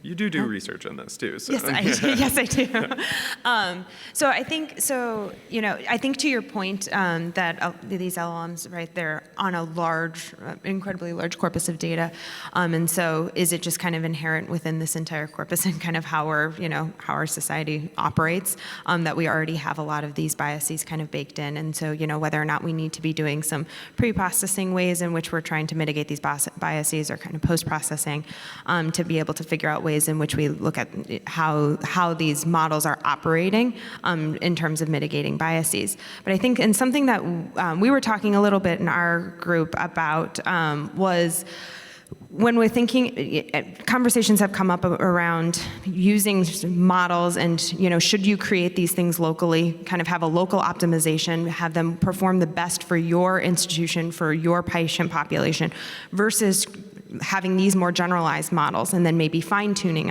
in a local area. And I think this topic is still up for, I think depending on who you talk to, is still up for debate as to what is the best way to really approach this, with some people really preferring I think on a political level, the centrist versus the generalist viewpoint. But whether or not you're baking in then thinking about the biases, is it then something more important to your local area, and then is actually using a more generalized model something that might be able to mitigate some of that? But I think that local versus general is still a topic up for discussion.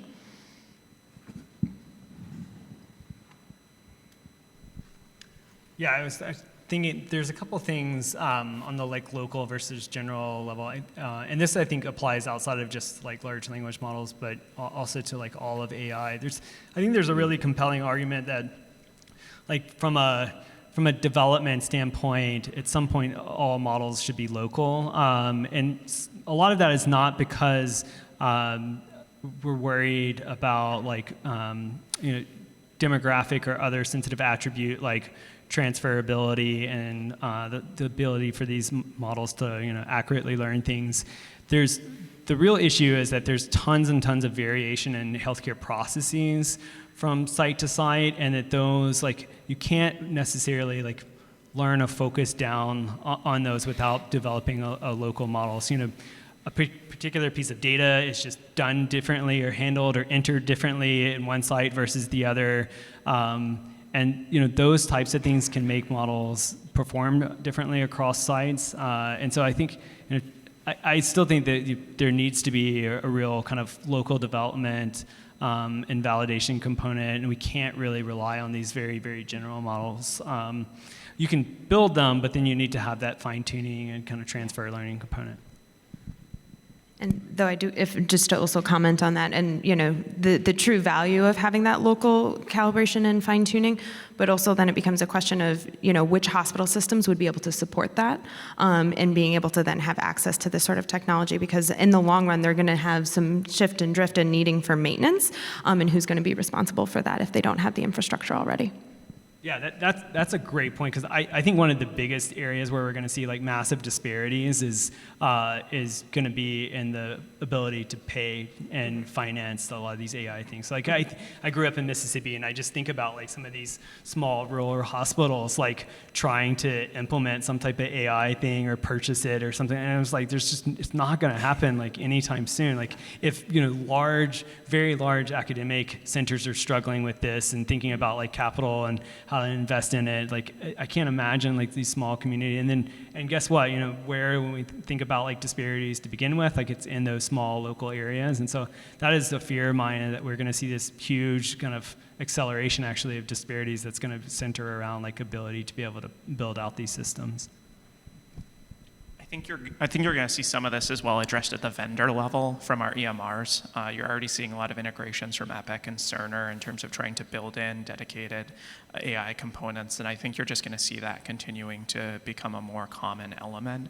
I think a lot of us are going to hopefully, especially in larger academic centers, have in-house developed models that are doing various tasks, but I think there's going to be a lot of general use cases for things that hopefully will be at the vendor level.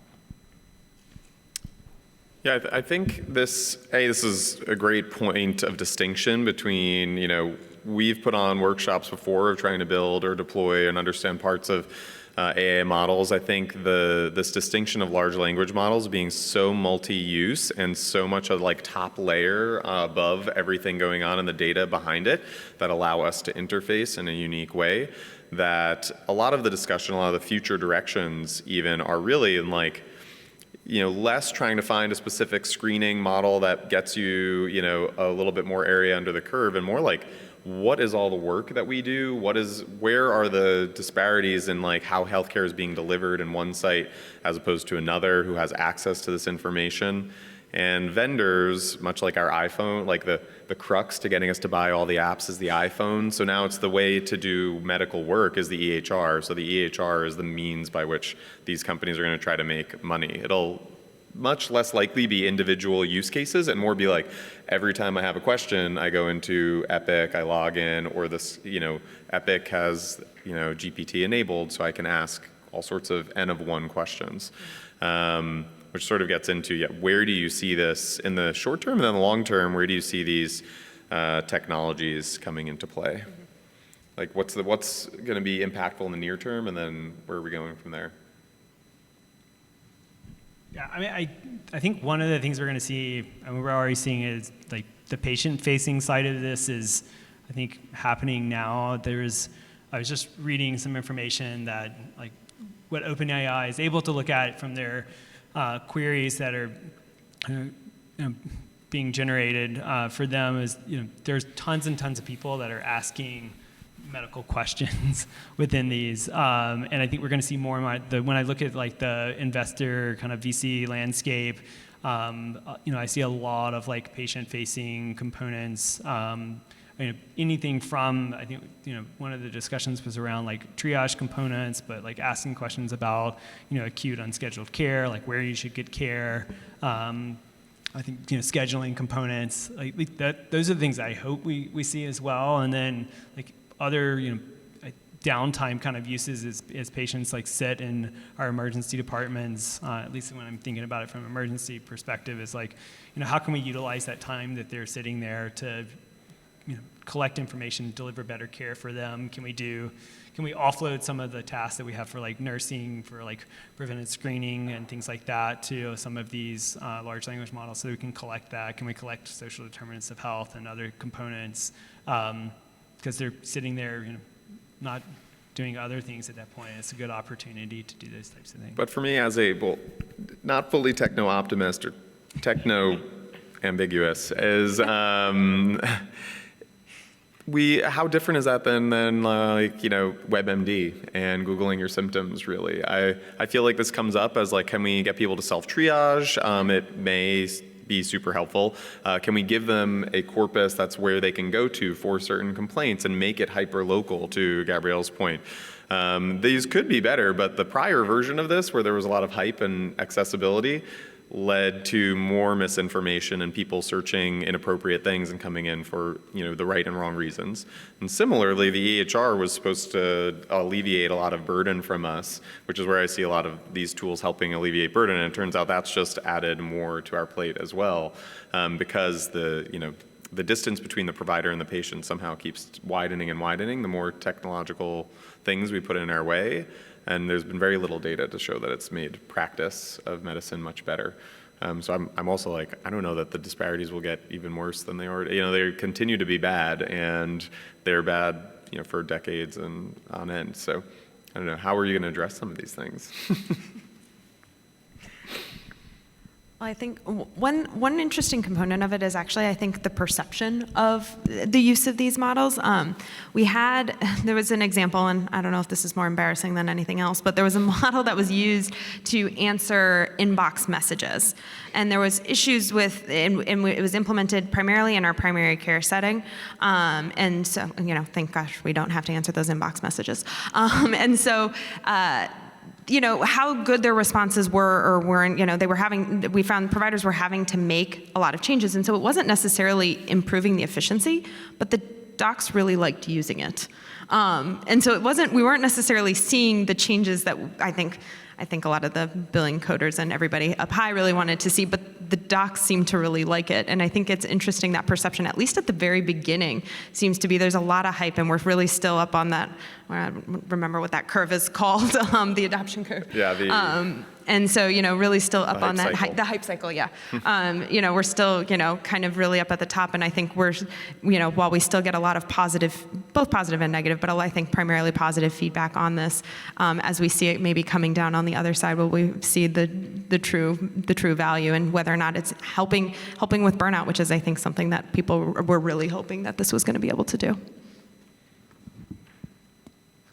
So ultimately, do we think, are they going to replace us? And I'd like each one of you to answer why or why not. Is our workshop today all in an effort to make us obsolete? Obviously. Yeah, we sort of had this conversation in one of the tables about scientific production, and I kind of threw out this idea that I'm not sure that anything that that we're going to be generating any scientific content in the next 20 years. And I know that's kind of a crazy statement, but from a written standpoint, because if you think about where this is headed and the capabilities, and remember, this is we're seeing exponential change in all of this process. To me, is it unreasonable to think that in 10 years that you will be able to take a data set with a particular set of hypotheses and problems and completely generate out a scientific paper that's almost flawless? It may be, and if that's the case, then where's the next step in that process? And it's faster to generate information that way. It gets out there faster. It gets to be able to use faster. And we always talk about this implementation gap in how long it takes to translate research from kind of basic science all the way to that step, and maybe that accelerates things. So I think that there are areas in medicine, there are areas in the kind of topics and things that we work on that are potentially replaceable. One thing that I don't feel like it's replaceable, so you have to remember that as is these language models, and as we move further in the AI environment, they don't live human lives, and so they don't have the background context of experience, and can know social cues, and can have a memory of what it was like when they're 3 or 5 and 10.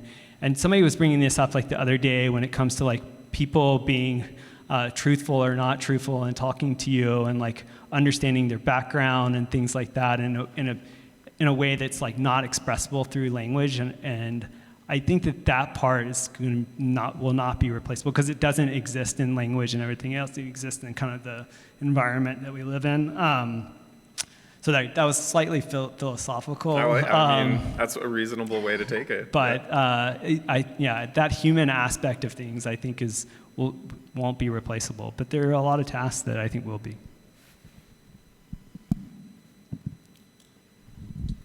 think there's huge gains to be made in data summarization and extraction in the short term. I think that's an area we're going to see a lot of movement on. In the longer term, I think there's just a lot of uncertainty, and I think it's too early to say.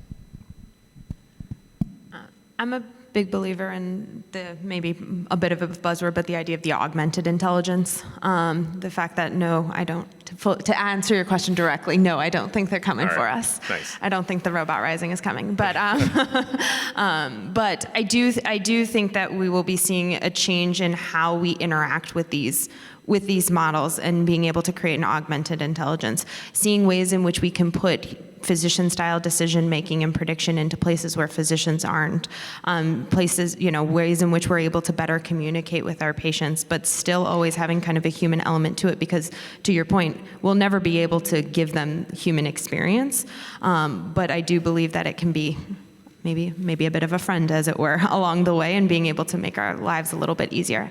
At the same time, I do think we are a bit of a ways away to true augmented intelligence as we try and make sure that these models are performing in the way, they're translating from the desktop to bedside in a way that we think that they should be moving, or I should say they're acting the way that we think that they should be acting, and that they're actually improving our outcomes. I think it was brought up earlier, right? If it's not improving our outcomes, if it's not able to be integrated in our workflows, then it's just a really interesting model at the end of the day. Yeah, nice. I agree with everyone's perspective on here too, and think that, yeah, from the history of innovation approach, it's been very rare that fields have completely disappeared, whether the automated teller, cotton gin, other things. People generally shift the way work is performed, and that changes what we expect from the people who work within it. So I think, like Topol had said, that it's not going to be like computers or doctors, it's doctors who work well with computers and not. And all of us, this will eventually become a new tool and really, to me, the thing I see a lot is the way people are interacting with information is changing the most I've seen since the search bar. Like, the way people think about questions and interrogating data is similar to when they framed, like, how do I want to Google search something? And I think that is already happening as well. And so I think there's still an unlimited amount of care to be delivered. So we got a lot of work to do still. One of the things we talked about even before the started today was that, like, the app kind of even interface into the internet right now. Like, I would see that that's going to change a lot. Like, we're probably not going to have, like, on your iPhone, you're probably not going to have apps in the next couple of years, because it's, the interface is a lot easier if you're just using an AI. I see that similar. I mean, you see it right now happening with Google. Like, the generative AI component is growing, like, I think larger, but actually, physically larger on the screen day by day as it replaces, like, the, bringing up the top sites. It's just bringing up the generative AI. My hope is that we see something like that similar for the EHRs, that like, where it's the kind of a generative AI like interface into it, and then we can, we get rid of all of this like clicking and moving around, and but we'll see. Yeah, it'll be interesting. All right, question. So I want to ask a question. I'll try and do it in the form of prompt engineering. Nice. So we're going to evolve to... I love this see one, do one, teach one. This is great. Yeah. So the question is going to end with, what's going away to help us pay for AI? Here's the facts I would put in my prompt. AI is going to cost money, and health systems don't have money right now. And so health systems tend to think of ROI in two buckets. Hard ROI, you do this, you cut this. It happens on day one. Soft ROI, all the bullshit promises about it's going to be more efficient and everyone's going to be happier and they're going to want to come work with me. But in order for me to pay for AI, something with hard ROI will need to go away. What is that? I think step one is administrative burden. I think that's a lot of it. I think that's the area where there's the most that AI can do for us in terms of simplifying administrative workflows, to where hopefully we can have less people between the care team and the patient. So FTEs. Unfortunately, I think long term it is FTEs, and hopefully those people can then shift to other areas.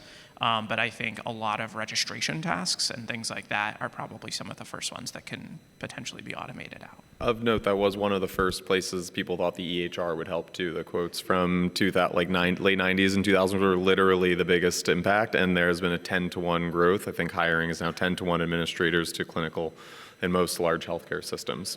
The RAM is wandering in the hallway. I'm too young for that. That's the problem. I don't remember. Yeah. I think in another area, specifically, I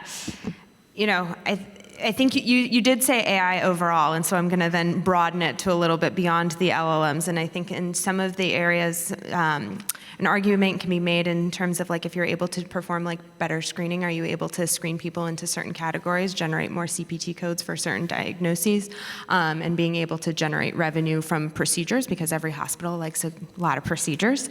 Additionally, if you're able to screen people who are high risk, if you are able to then kind of connect them into your healthcare system, you're generating another patient and able to generate revenue for them.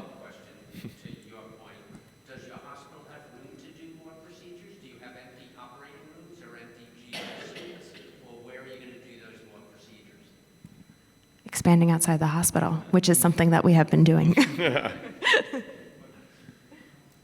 Yeah, I was just going to say, I think that where AI saves money is in automation. Yeah. That's where you really achieve, when you can achieve scale. And so I look at things like, what can we automate? And there's even large areas that are incredibly expensive that I feel like we'll hit a tipping point and we will move towards automation. So radiology is a big area for me that I think we will hit a point where we feel like the tools are good enough to read the imaging and everything else, and then we talked about FTEs, and it will be, okay, we no longer need to hire 50 radiologists. We'll be down to one that will do some supervisory components, for evaluation. On call for the ED doc to ask when the ED doc isn't So sure about the AI read. Yeah. And I also think through value-based care, if we're able to provide better care, seeing better reimbursement through value-based care as well.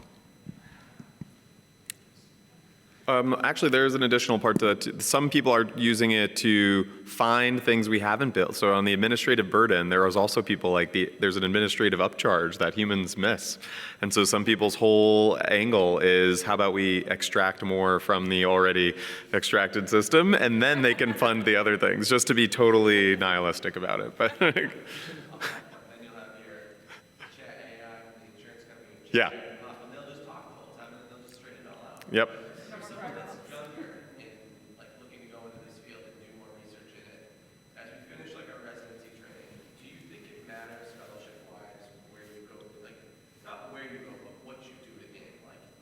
Education, but is informatics a better spot to go into, or is admin a better spot, or does it not really matter? It's more you focus on AI in that domain that you're in. I made some of these decisions recently. Yeah. So I think there's elements to consider. One of them is what your future clinical practice scenario is going to be. I think the key thing from the informatics training pathway, and those who are fully informatics trained can comment more on this, but do you imagine yourself holding an operational role that might require you to be informatics boarded because the practice pathway is closing? And for those of us who are kind of in my generation and your generation, that's not really going to be an option. So you're really going to need to be ACGME trained if that's something that's important to your program. And so that's one thing to consider. But I think basically all fellowships will be including some element of informatics training. Yeah, I would agree as far as AI is going to be in everything and every area, and so I guess ultimately it's probably not going to matter too much that you have specific training that that's you went to an AI fellowship, but instead you do medical education, but you do it's AI focused within that domain. I think it's probably what we'll see because it depends on the additional burdens I think that you have from just learning and everything else, and it's too wide of an area I think to otherwise try to kind of apply it and then move on to different areas. So I guess I think I'm the only person who didn't do a clinical informatics fellowship, but I actually did it through school, so I'm rather getting a master's in biomedical data. I'm sorry? Thank you, Dr. Brown. But rather did a master's in biomedical data sciences to get that technical level. And I did an innovation fellowship instead with a focus on translation of AI into the healthcare system. And I think whether or not you necessarily need like formalized training through like a master's or a fellowship, I think people are engaging with it in multiple different ways from multiple different perspectives. Like we work very regularly with our medical education fellow on a lot of these projects. And so I think it's, more than anything, I think data sciences is really going to be permeating everything that we do. And healthcare, maybe that's a bit of a strong take, but I do think it's going to be really a guiding force in everything that we do, and you're going to start to find it popping up in all sorts of areas, so that no matter which direction you go in, I completely agree that kind of finding what domain you're passionate about in, and then utilizing data sciences in that domain, because you certainly will be able to do it in any domain that in emergency medicine. I can't think of one that wouldn't utilize data sciences in some way. Yeah, two points that I feel to this question that comes up a lot is, one, I think in many ways all of us, everyone in this room too, has been practicing parts of clinical informatics, data science. By being a good emergency physician, you are also an educator. You are all of the fellowships. I'm like, we contain multitudes, but we're all doing parts of these all the time. And much like when a VC asks someone for their, like, why this AI product is going to be the best new thing, they'll say, well, what's the problem you're trying to solve? The thing I keep reflecting back from my mentors was like, what are you trying to make better? And that can take on different elements.